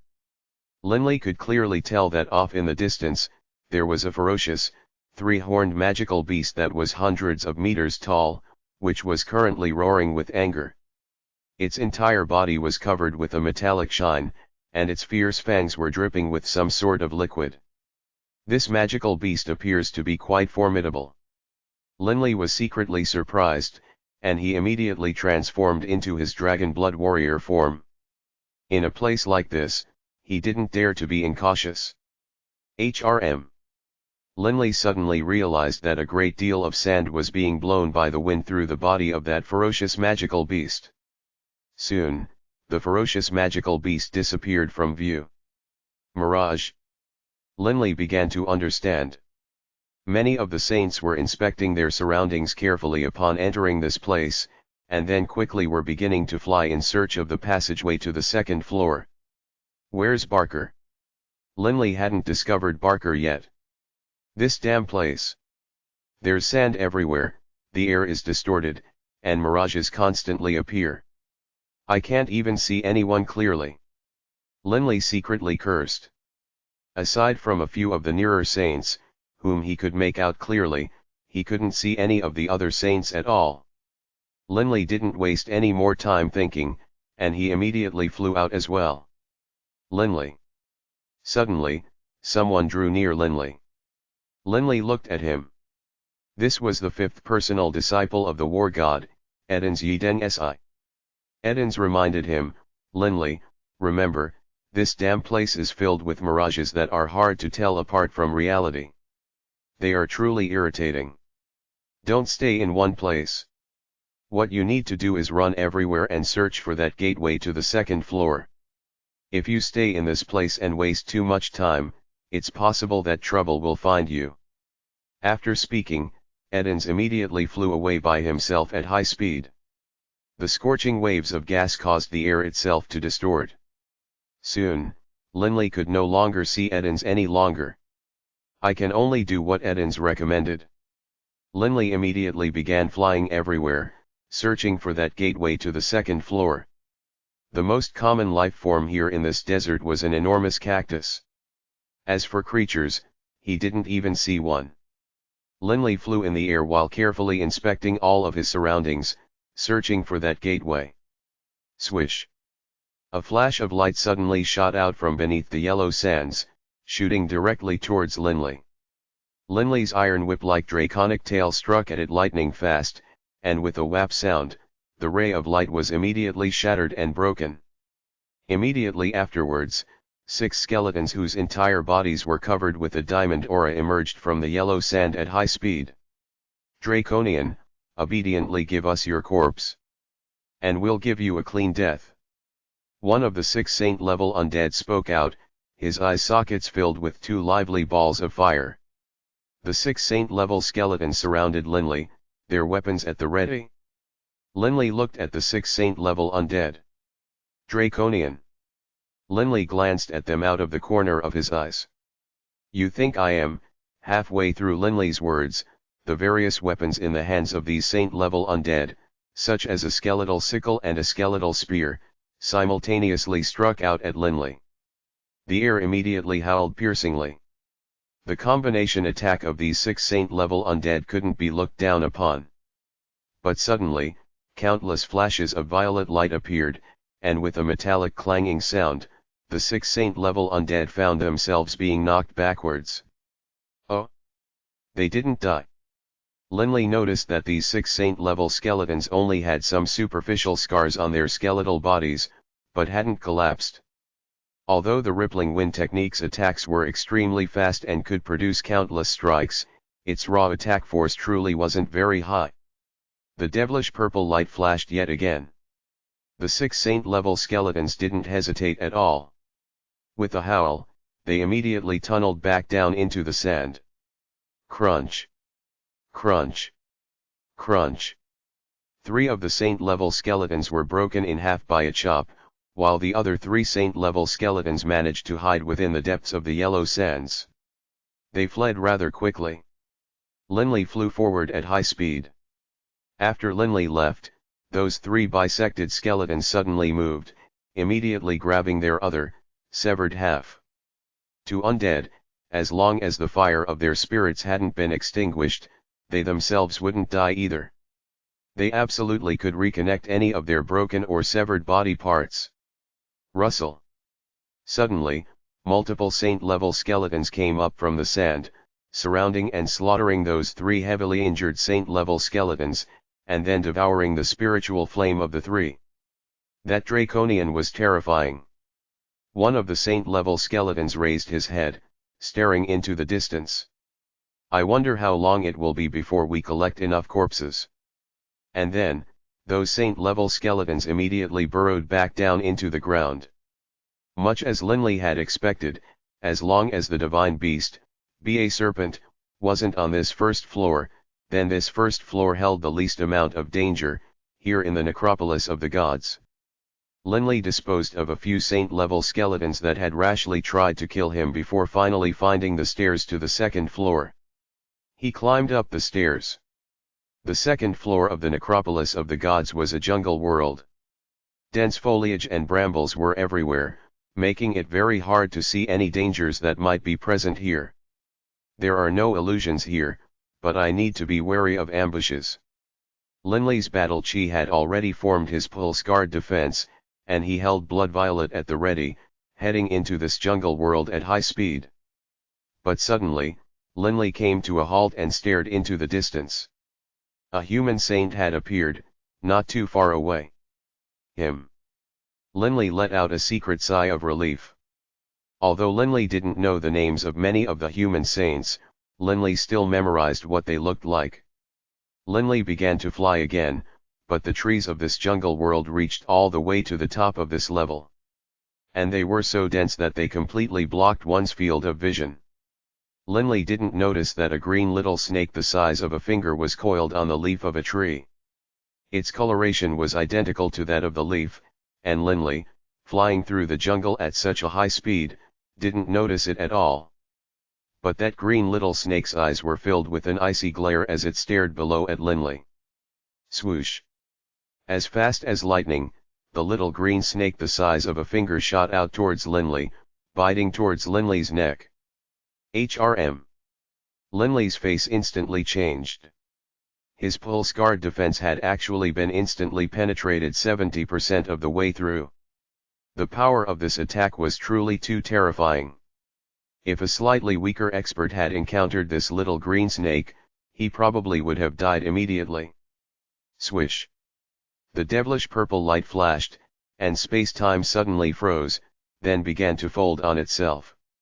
Even as the little green snake was crying out, Blood Violet chopped down on its body. Profound truths of the wind, tempos of the wind, level 2. Whap! The little green snake was chopped in two. Afterwards, the two have suddenly expanded in size, immediately transforming into an enormous green serpent that was over 100 meters long and as thick as a water barrel. The corpse of the giant serpent fell to the ground. Linley took a deep breath. Saint-level snake-type magical beast, but of a type which doesn't exist in the Yulan continent. Linley glanced down at the corpse on the ground. It's a good thing that I dragon formed, resulting in my battle chi increasing significantly. Otherwise, I wouldn't have been able to take that hit. Only now did Linley realize why both Beirut and Fane had said that one had to be absolutely cautious here. Someone's there. Linley suddenly turned around to look. He saw a massive, 3-meter-tall monster fly over at high speed, but when he saw it, Linley laughed. This was the transformed Undying Warrior, Barker. Lord Linley. Barker flew over to him. Earlier, I saw you from afar on the first level, but by the time I flew over, I couldn't find you. Barker arrived next to Linley and said resignedly. Book 11, Necropolis of the Gods, Chapter 11, Plant Life Forms. Not so loud. Linley was extremely cautious. See that massive green snake corpse down below? Barker glanced down, then nodded. Linley said solemnly, this massive green snake had transformed to the size of a finger and had hidden itself on a tree leaf. It suddenly ambushed me. If I had been too arrogant and hadn't been in dragon form already, my pulse guard defense in human form definitely wouldn't have been able to take it, and I probably would have lost my life. That bad? Barker couldn't help but say in shock. Linley's face was extremely grave. Staring at the surroundings, he said in a suppressed voice, according to what Desri said, these 3 tunnels in the Yulan continent all lead to 3 different necropolis of the gods, and this is the most dangerous one. In the past, Desri and the others had hidden on the 5th floor and waited there until the 10 years were up. Barker clearly was rather shocked. And to think I wanted to go to the 11th floor. The 11th floor? Desri didn't even dare to go to the 6th floor, and you want to go to the 11th floor. Linley looked seriously at Barker. Barker, don't think that just because your defense is high that you can be rash. This damnable place has all sorts of creatures from different planes. There might be one that is perfectly suited for countering your abilities. If you aren't careful, your life would be gone. Do you remember what Desri said?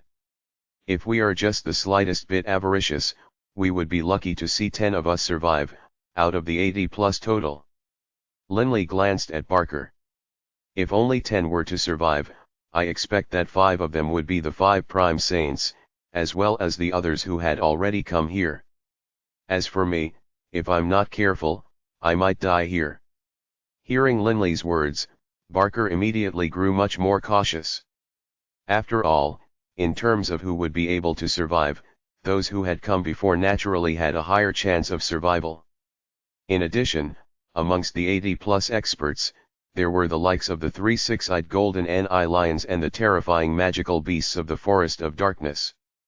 When factoring in the human experts as well, there were definitely more than 10 people who were as strong or stronger than Barker.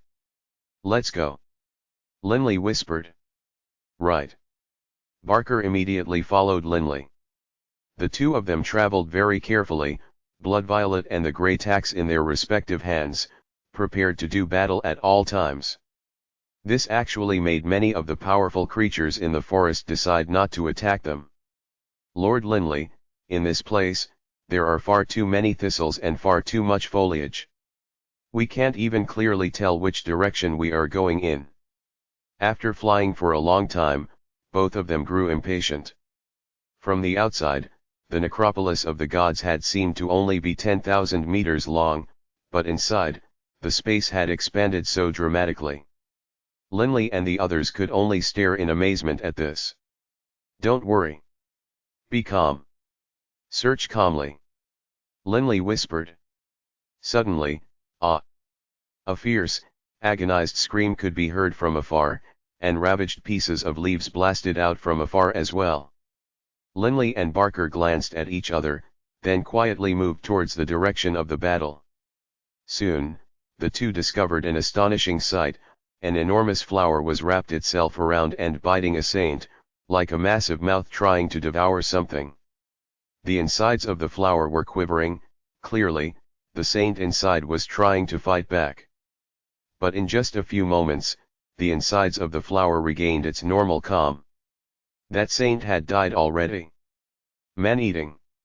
Linley couldn't help but frown. In the Forest of Darkness, upon seeing that living, metallic castle, Linley had come to understand that it wasn't just humans and magical beasts which had life force. Even metals or plants could have intelligence, and sometimes were even more terrifying than humans. Lord. Barker said in a hushed voice. Linley gestured at him with his eyes. At this moment, Linley, too, had noticed that some vines and thorns were slowly moving. These rattan vines are alive. Most likely, there's some plant life form that wishes to kill us. Linley quirked his lips. Against plant-type creatures, using the adamantine heavy sword probably wouldn't be very effective. After all, even if one demolished half of the plant, the other half would still be alive. But if one used a sharp, quick weapon such as blood violet, the effect would be much better. Rustle, suddenly, from afar, a rattan vine dozens of meters long suddenly shot out directly towards Linley and Barker, while at the same time, the vines wrapped around the various trees also left them, moving to surround Linley. The vines in the grass also shot out. In an instant, hundreds of rattan vines, thin or thick, covered the skies, attacking from above, from below, and from around them. Even the rattan vines in the mud snapped out. Linley and Barker had suddenly found themselves trapped within a prison of countless vines. The countless rattan vines formed a giant, 10-meter-wide green rattan sphere. Linley and Barker were within that giant sphere. This will be troublesome. Linley tried to use his arms to push apart the rattan vines that were wrapped around him, but the rattan vines were extremely soft and pliable. They only bulged outward slightly. Raw strength alone simply wasn't capable of breaking through this rattan vine cage. In addition, Linley had the sense that countless sharp needles were piercing out at his entire body from those rattan vines. Although his pulse-guard defense was able to take it, his battle chi was beginning to deplete at a rapid pace. Lord, I'm unable to break free. Barker was frantic as well. He wanted to wield his great axe, but the large number of rattan vines surrounding his arms made it impossible for him to wield it. The elasticity and endurance of those vines was simply terrifying. Lord, what should we do? Barker was frantic. Although he was powerful, the life force of these enormous rattan vines was even greater. Suddenly, haha, the two of you, accept your death. After killing the two of you, I will kill 3 more, and then I'll have enough corpses. Once I offer the corpses to his lordship, I will also become a deity. Don't resist. You aren't able to resist. The strength of you humans can't possibly match mine. A thin, wild voice echoed from within this rattan cage. Enough corpses. Linley was shocked. He was beginning to understand why all of these creatures in the necropolis of the gods wanted to kill them. Die. That thin, sharp voice rang out again. Linley sensed a terrifying force coming at him through the rattan vines. Every single one of the vines was exceedingly strong, and right now, hundreds or perhaps 1,000 of them were exerting force at the same time. Even Linley and Barker felt themselves to be under tremendous pressure. The large number of vines coiling around Linley had caused his arms, legs, and draconic tail to be bound. Even when using all of his raw strength, he was only able to move slightly. You want to kill the two of us? Linley laughed coldly, and then with a flick of his wrist, a devilish purple light immediately flashed. Under the attack of the tempos of the wind, wherever blood violet passed by, rattan vines immediately split apart. Linley's blood violet sword quickly transformed into a blur, and countless vines split apart. A desolate, miserable cry could be heard. Those remaining, unbroken vines quickly fled at high speed. Soon, those undamaged vines disappeared, while the shattered vines lay there on the floor, but continued to twitch as though they were living tentacles. HRMPH Linley stared at his surroundings. Linley was searching for the core of that plant life form.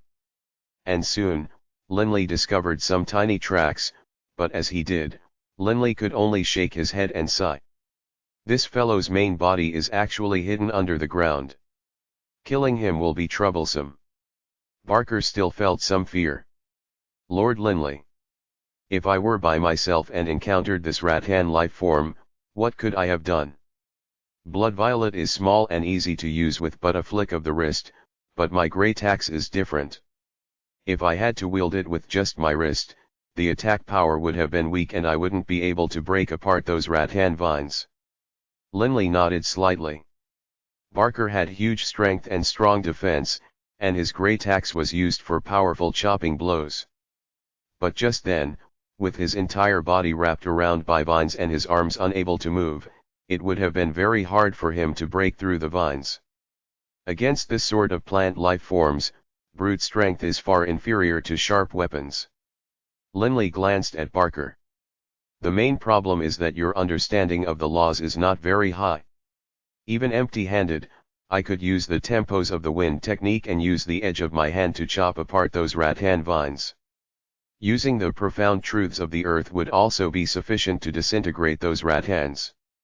Linley reminded Barker, in the Yulon continent, it is fine for you to rely on your great strength and your mighty defense, but if you are to encounter any creatures with strange powers, you would really be in trouble. Right. Barker firmly took this lesson to heart. Let's go. Linley said. But after the two had flown only a few dozen meters away, Linley suddenly turned and charged towards the ground as fast as a thunderbolt. He smashed down with his right hand like a heavy mace and delivered a vicious blow to the ground. The entire world seemed to tremble slightly. Profound truths of the earth, throbbing pulse of the world, 128 layered waves? This was Linley's current limit, and it was far more powerful than his previous 256 layered waves? Ah! A miserable cry could be heard from underground. HRMPH. You are fortunate to not die. Linley quickly flew up again. Barker, let's go. When the rattan vines had fled, Linley had actually been able to more or less calculate the general location of the rattan life form beneath the ground. But this was just a general area. As Linley saw it, this rattan life form's main body was undoubtedly huge. Linley predicted where it probably was, and then delivered the profound truths of the earth into the center of that area. Although I am not able to attack the heart of the creature, I should still be able to attack the general location it is in. Linley had thought to himself. Indeed, as he had predicted, although he hadn't struck the creature's core and the rattan life form had been lucky enough to survive, Linley still had caused it great harm. Soon after their battle against the rattan life form, Linley and Barker found where the second gateway was hidden. It was a set of stairs surrounded by a large amount of vegetation. Linley and Barker climbed directly up the stairs, finally arriving at the entrance to the third floor. Be careful. Every single floor potentially has the divine beast, be a serpent, within it. You cannot be too rash. Linley reminded Barker. I know. If we discover the be a serpent, I won't even say a word. Barker nodded. Linley and Barker then headed directly into the third floor. Upon entering it, Linley and Barker both couldn't help but shiver. It was too cold. This sort of cold, Linley and Barker had never felt before. This was a world of ice. Icebergs dotted the landscape like mountain ranges, and a large amount of white energy was flowing everywhere. When that white energy drew near them, Linley and Barker couldn't help but shiver yet again. How can it be so cold? Linley was secretly shocked. I have both my pulse guard defense and my draconic scales, but I still feel cold. This is monstrous. But although both Linley and Barker thought this, they didn't dare to make a sound. Before fully ascertaining whether or not this floor contained the divine beast, be a serpent, the two wouldn't dare to make any noise at all. Linley and Barker flew carefully. Suddenly. It is Eden's. Linley saw the saint from not too far away. Right now, Eden's was currently flying carefully with two other saints. When Linley and Barker drew near them, Eden seemed to have noticed Linley as well, and he hurriedly gestured at Linley with his eyes. What is it? Linley was secretly surprised. Eden's glance clearly conveyed that he was worried, while at the same time, he pointed in a certain direction. Linley immediately looked towards the direction which Eden's was pointing at, and he saw what looked like a serpentine creature, covered with green scales. It was over 10 meters thick, and as for length, Linley was only able to see a few dozen meters of its length. The rest of it was blocked off by the various icebergs. Could that be the be a serpent? Linley's heart shook. Barker was astonished as well. He shared a glance with Linley, and they both flew cautiously and quietly. It wasn't just them, Edens and the other two saints didn't dare to make any noise at all either, afraid that they might awaken the terrifying divine beast, the Ba serpent. After flying for a while, Linley was able to see the main part of the Ba serpent's body. The body of the Ba serpent was actually wrapped around a mountain-like iceberg, and one couldn't see the end of its body. But the part wrapped around the iceberg alone had to be thousands of meters long. This was the physically largest magical beast which Linley had ever witnessed in his life. Normal magical beasts were at most 100 meters long or so. But the visible portion of this Ba serpent was already thousands of meters long. Could it be that it is over 10,000 meters long? Linley, Barker, and the others continued to fly about in search of the next gateway. Linley saw that from behind, more experts had entered the third floor as well. I hope these people won't awaken the Ba serpent. If we get dragged down by them somehow, that would be disastrous. There were now quite a few experts on the third floor. If a single one of them made noise, all of them would be doomed. The head of the Ba serpent. Linley saw from afar a massive serpentine head, at least 20 meters high. The Ba serpent's eyes were closed. Its breathing wasn't very loud, but in the silent atmosphere of the third floor, Linley and the others could make it out very clearly. When the Ba serpent was asleep, it would constantly emit puffs of black gas from its mouth. The black gas scattered towards the surrounding area like the wind, and whenever the black gas touched the nearby icebergs, the icebergs would immediately crumble into ground ice dust. Book 11, Necropolis of the Gods, Chapter 12, The Ba Serpent Awakens. On the third floor of the Necropolis of the Gods, all the saints were moving with the utmost of caution, not daring to make a single sound for fear of startling awake this slumbering, terrifying creature, the Ba serpent. In the entire third floor, the only sound was the soft, quiet snores of the slumbering Ba serpent. Whoosh! Hiss! Whoosh! Hiss! With each breath the Ba serpent took, scattered pieces of ice nearby were drawn into its mouth. Whenever it exhaled, black gas came flowing out. Fortunately, there are no other creatures on this third floor aside from the Ba serpent. Linley cast a glance at the distant Ba serpent.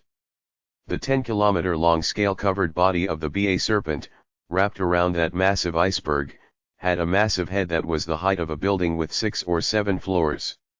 From its closed eyelids came flashes of metallic, steel-like light. The feeling those dim flashes of light gave off alone made many saints feel terror in their hearts. After searching for a long time, where is the passageway to the 4th floor? Linley was growing somewhat impatient. Not just Linley. The other experts on the 3rd floor were growing frantic as well. If they were forced to stay on the 1st or 2nd floor for 10 days or a month, they wouldn't be too afraid, but this was the 3rd floor. Even a few hours were difficult to bear.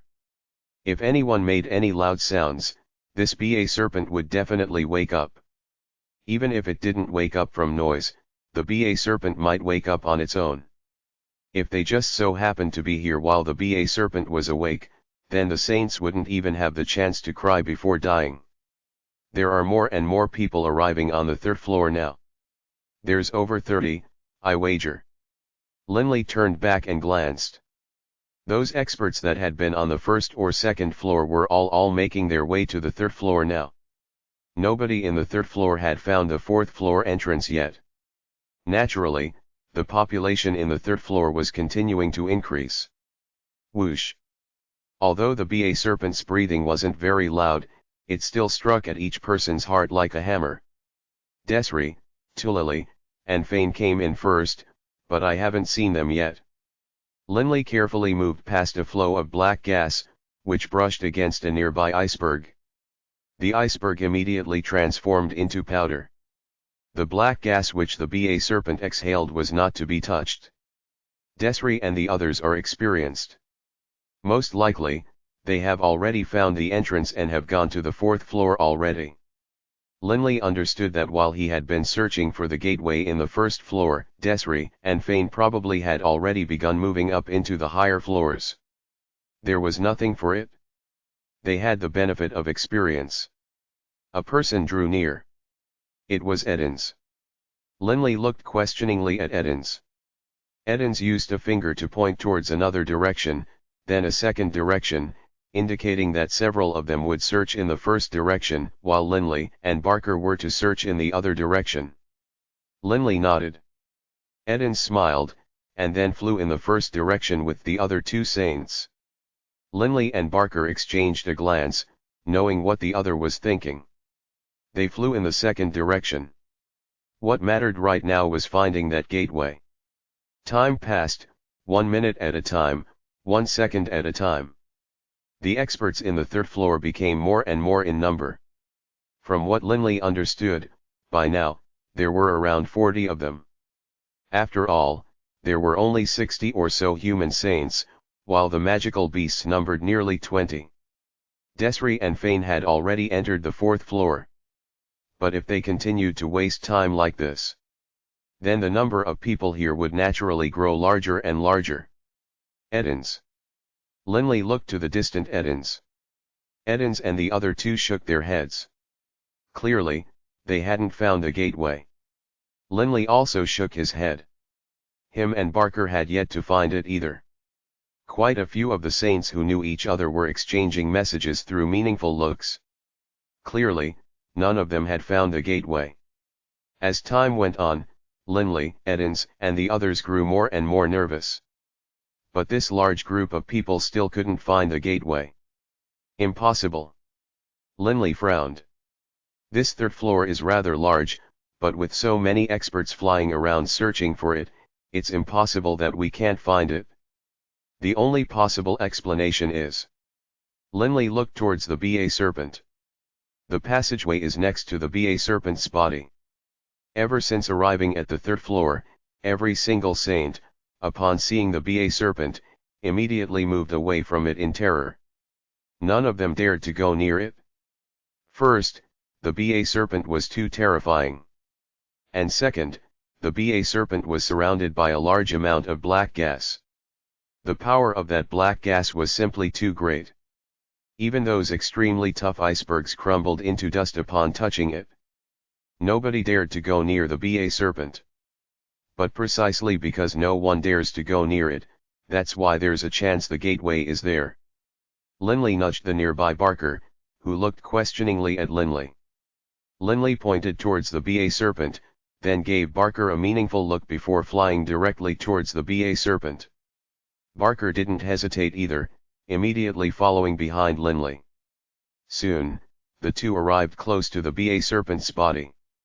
Many saints saw Linley and Barker do this, and they frantically tried to signal them with their eyes, telling them to stay farther away. It wasn't because these saints felt worried about them. It was because they feared that Linley and Barker would awaken the BA serpent, and cause the deaths of all the saints present. Now that we are fairly close to the BA serpent, let's begin flying alongside its body and try our best to search for the gateway. Linley pulled Barker, not letting him go any closer to the BA serpent, and then the two of them began to fly around the BA serpent's massive body, trying to search for that opening. They started from the safest area, near the tail of the serpent. Saints were very intelligent. Seeing Linley and Barker do this, many saints suddenly understood. They, too, now guessed, that perhaps the opening was next to the BA serpent's body. Immediately, many other saints drew near and began to carefully search as well. Rumble. The BA serpent moved. Its enormous body actually moved. The BA serpent woke up. Linley's face instantly turned ugly to behold. Barker's face, as well, immediately turned pale, without a hint of color. The saints that had been in the process of searching close to the BA serpent's massive body, in virtually the same instant, disappeared like locusts, flashing away from the BA serpent's vicinity. Without hesitating at all, Linley and Barker flew back at high speed to the entrance to the second floor. After all, right now, there was only two ways to escape. One was to return to the second floor through the gateway to the second floor. The other method was to immediately go to the fourth floor. But nobody knew where the fourth floor's gateway was. Without any other options, they had to return to the second floor as fast as possible. Quick, quick. Linley was frantic. We're out of time. At this moment, Linley's mind suddenly flashed back to Delia, who was still waiting for him back at the Yulan continent, as well as his two children, Taylor and Sasha. Linley wasn't the only one frightened, the other saints were frightened as well. But wait a second. Linley suddenly halted. He had once more heard that sound of snoring, the sound of the BA serpent's snoring. After Linley halted, Barker flew a short while, realized Linley wasn't flying, and turned back. The BA serpent didn't wake up. Linley was surprised. Linley wasn't the only one to discover this. Many of the other fleeing saints had discovered this as well. All of them began to fly back. If the BA serpent really had woken up, how could it possibly have let them cross that long distance from its body to the opening as easily as that? Seeing that the BA serpent was still slumbering, many saints didn't know whether to laugh or to cry. Linley and Barker exchanged a glance, both grinning. So it just rolled over in its sleep. Linley could tell that the position of the BA serpent's body had moved slightly. Many saints hesitated only a short while before once more drawing near the BA serpent and once more searching carefully around it. In just a short period of time, a saint discovered the location of the gateway. Linley and Barker could both clearly see 7 saints standing there in mid-air, staring at a location next to the BA serpent's head. Could it be there? Linley and Barker both flew over. Indeed. The BA serpent's head was facing the cliff of that giant iceberg. The black breath of the BA serpent was rapidly crumbling the cliff of the giant iceberg, revealing a passageway within it. The stairs were easy to spot. So it is here. How terrible! Linley and Barker shared a glance. They both had a terrible feeling. Just then, before the BA serpent had turned over, the head of the BA serpent had been resting against the other side. If they had found the tunnel then, they'd have to go close to the BA serpent's head, true, but it would be towards the back of the head. Linley and the others still would have been able to soundlessly sneak past. But now, the BA serpent's head was directly facing that passageway, and with each breath, that black gas blew towards the stairs. In addition, a large amount of black gas was still circulating around in that area. It would be very hard to reach the passageway to the 4th floor. Right now, there's only 2 ways we can enter the 4th floor. Linley frowned. The first is to rely on speed to dodge past the black gas and charge straight through to the stairs and enter the 4th floor quickly. The second method is, Linley raised his head. This iceberg was enormous. Clearly, the stairs were continuing to the top. Linley expected that stairs ended somewhere in the middle of the iceberg mountain. They could drill a hole down through the iceberg mountain and directly reach the insides of the iceberg mountain, then look for the entrance to the 4th floor. But drilling through the mountain would definitely create noise. Linley was rather worried. Just as Linley was hesitating, 2 black shadows suddenly charged towards the black energy-shrouded entrance. Those 2 black shadows were very fast and agile. Despite the density of the black gas, one of the shadows was touched by the black gas. But the other made it onto the stairs.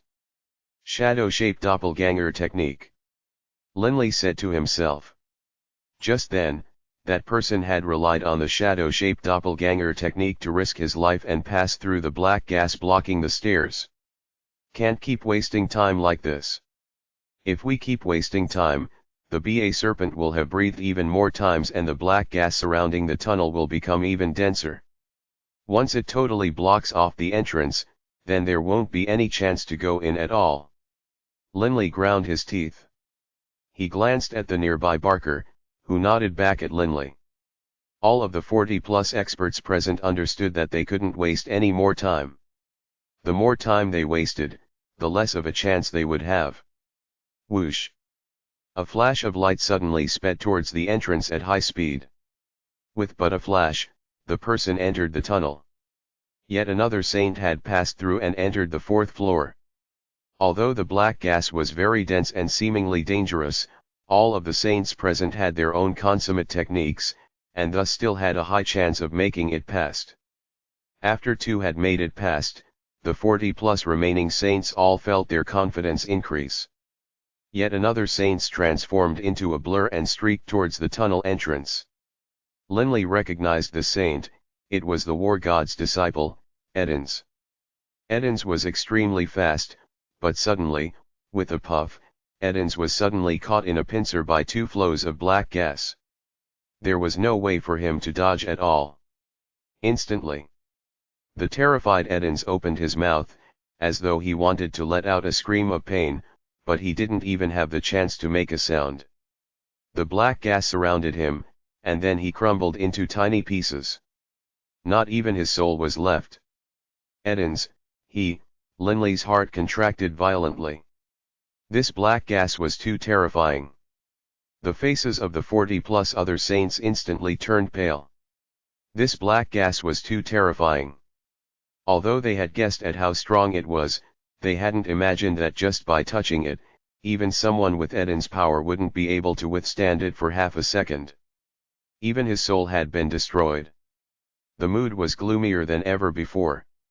On the 3rd floor, only the Ba serpent's slumbering snores could be heard. Book 11, Necropolis of the Gods, Chapter 13, True Awakening. The impending calamity. What to do? All of the saints were pondering this question. The situation was clear. That black gas couldn't be touched at all. Touching it meant death. Even Edens wasn't able to withstand it for even a moment. Perhaps even I wouldn't be able to hold on for a second. Linley knew very well that this divine beast, the Ba serpent, was a full god-level deity.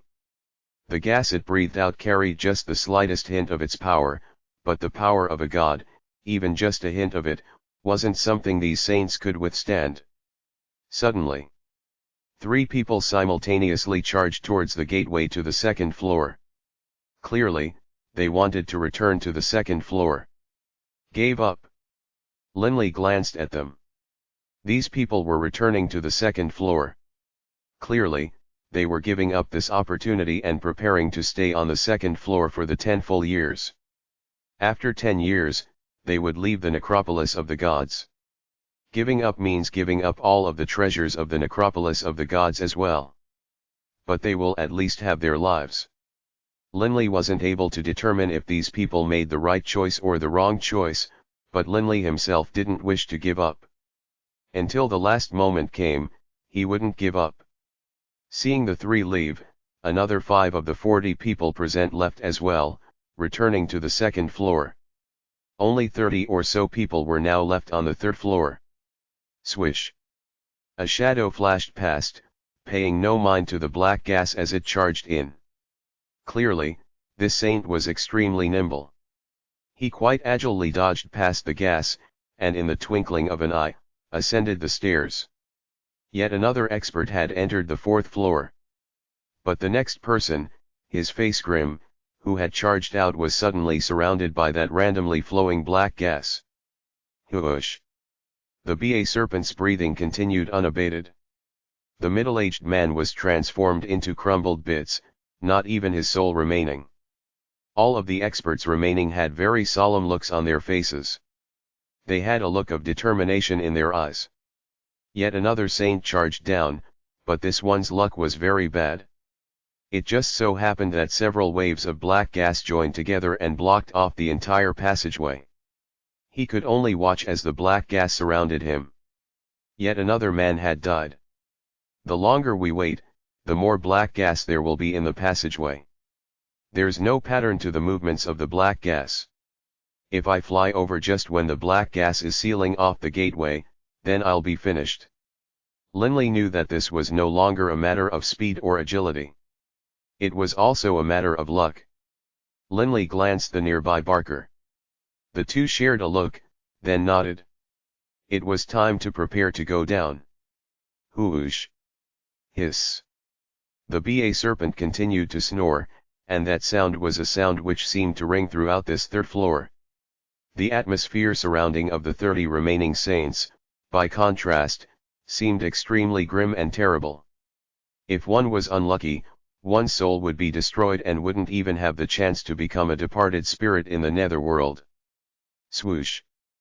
The next person was that burly man Linley had sparred with, Clay.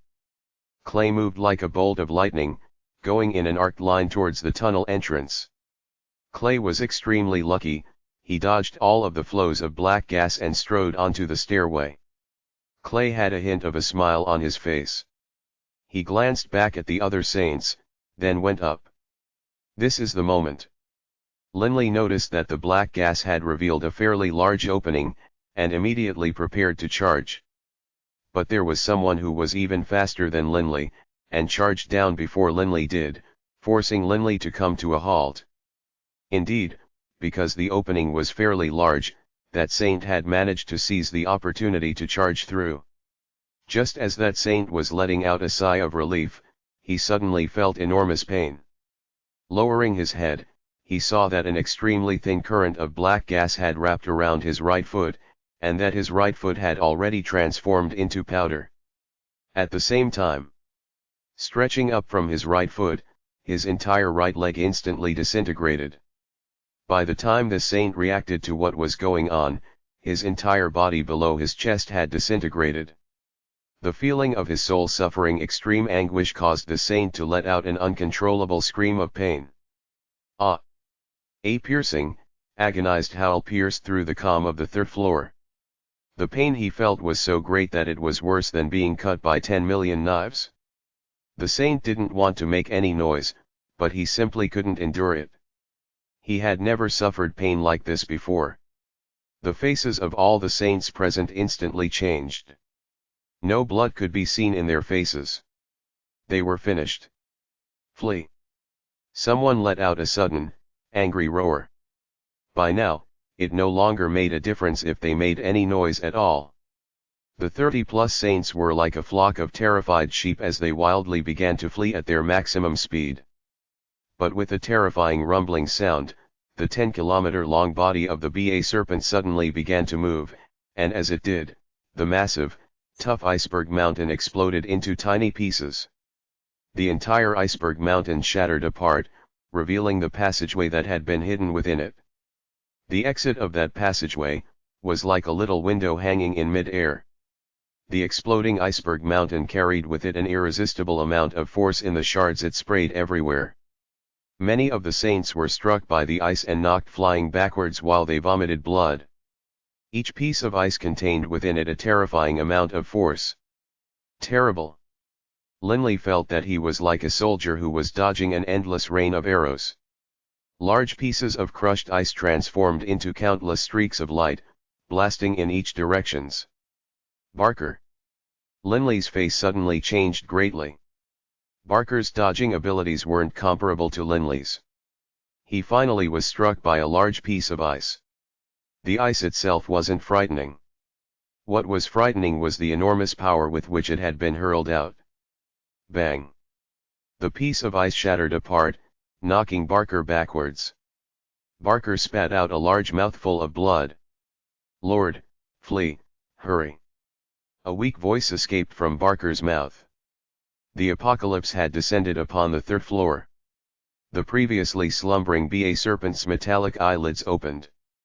His dark, enormous eyes which had a hint of blue in them swept the surrounding area with a glance. The BA serpent had awoken. Just a casual movement of its body had contained such terrifying force. If the BA serpent had truly been trying to kill these saints just then, would any of them have been able to flee? You want to go in? The BA serpent raised its head, staring at entrance to the fourth floor which was located above it. At this moment, someone was charging towards the entrance at high speed. Clearly, this person was trying to enter the fourth floor. If Linley raised his head to look, he would have seen that this was the prodigy sword saint, Olivier. But he had been noticed by the BA serpent. Swish! The BA serpent's eyes emitted 2 rays of dark blue light. Given the speed of these 2 rays of dark light, Olivier definitely would die. But suddenly, Oliver's body was surrounded on one side by a cover of black battle chi, and on the other side by a cover of white battle chi. His speed suddenly tripled, and with a hiss sound, his 2 severed legs fell down from the sky. But Olivier himself flew into the 4th floor. Those 2 rays of dark light originally should have pierced into Oliver's chest, but Oliver's sudden increase in speed caused these 2 rays of dark light to only strike his legs. 2 holes had appeared in his legs, which had quickly began to grow at an appalling speed. But Olivier was very decisive. He had cut off his own 2 legs. If that saint who had his foot brushed by black gas had known how powerful the black gas was and had immediately severed his leg, he might have been able to preserve his life. None of you will escape. The BA serpent rose up, staring around itself. Right now, there were 2 saints who had already reached the exit to the 2nd floor, but just as they were about to enter, for no reason whatsoever, their bodies suddenly turned into ice, and then, like cracked ice, suddenly shattered into dozens of pieces. The other experts on the 3rd floor now felt true despair. That bastard dragged our entire group down. Linley felt his heart tremble. Terror.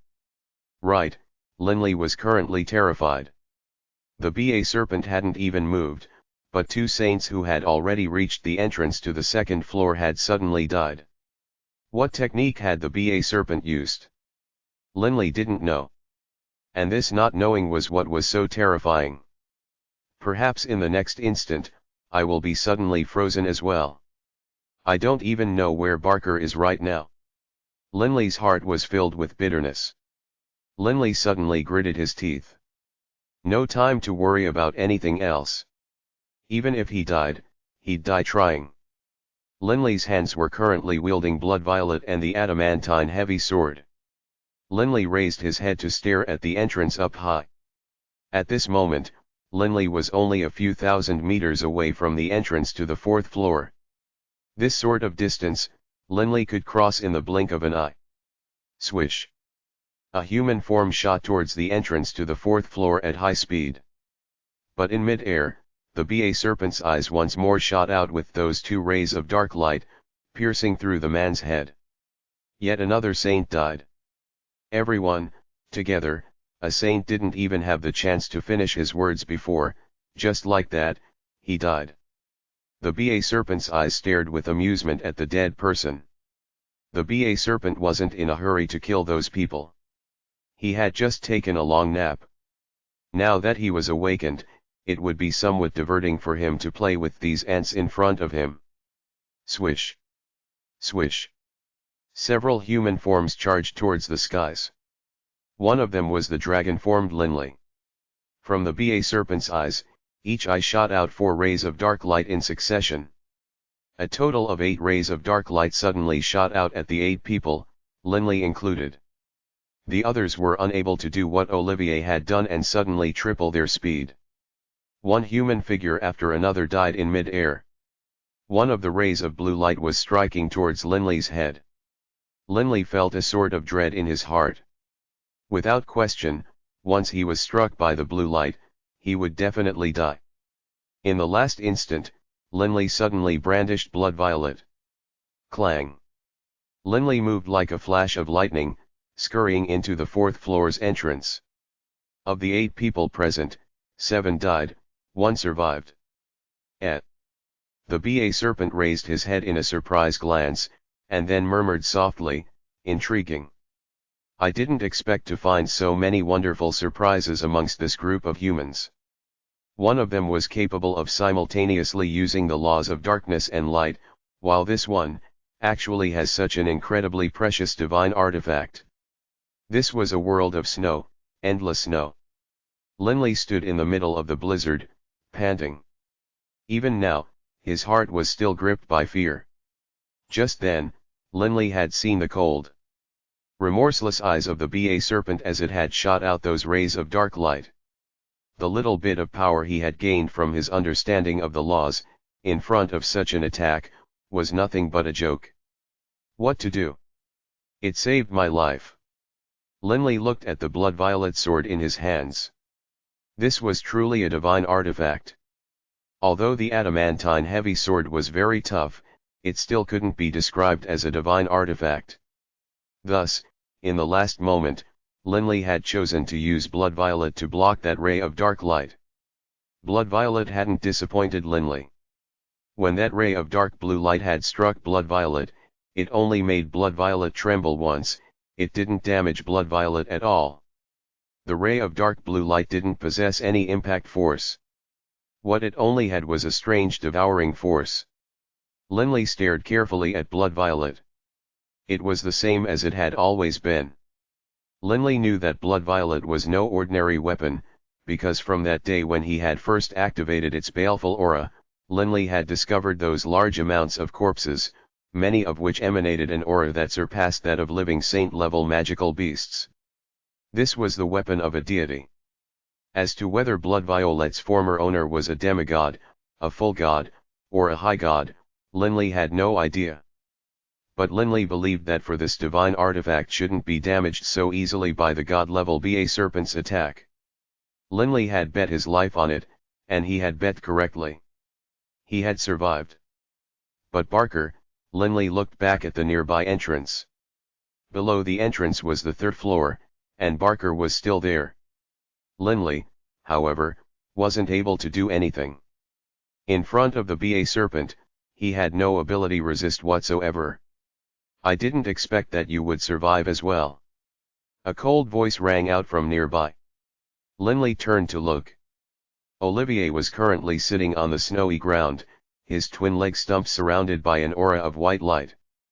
At the same time, they were quickly regrowing. By now, they had already regenerated to the knees.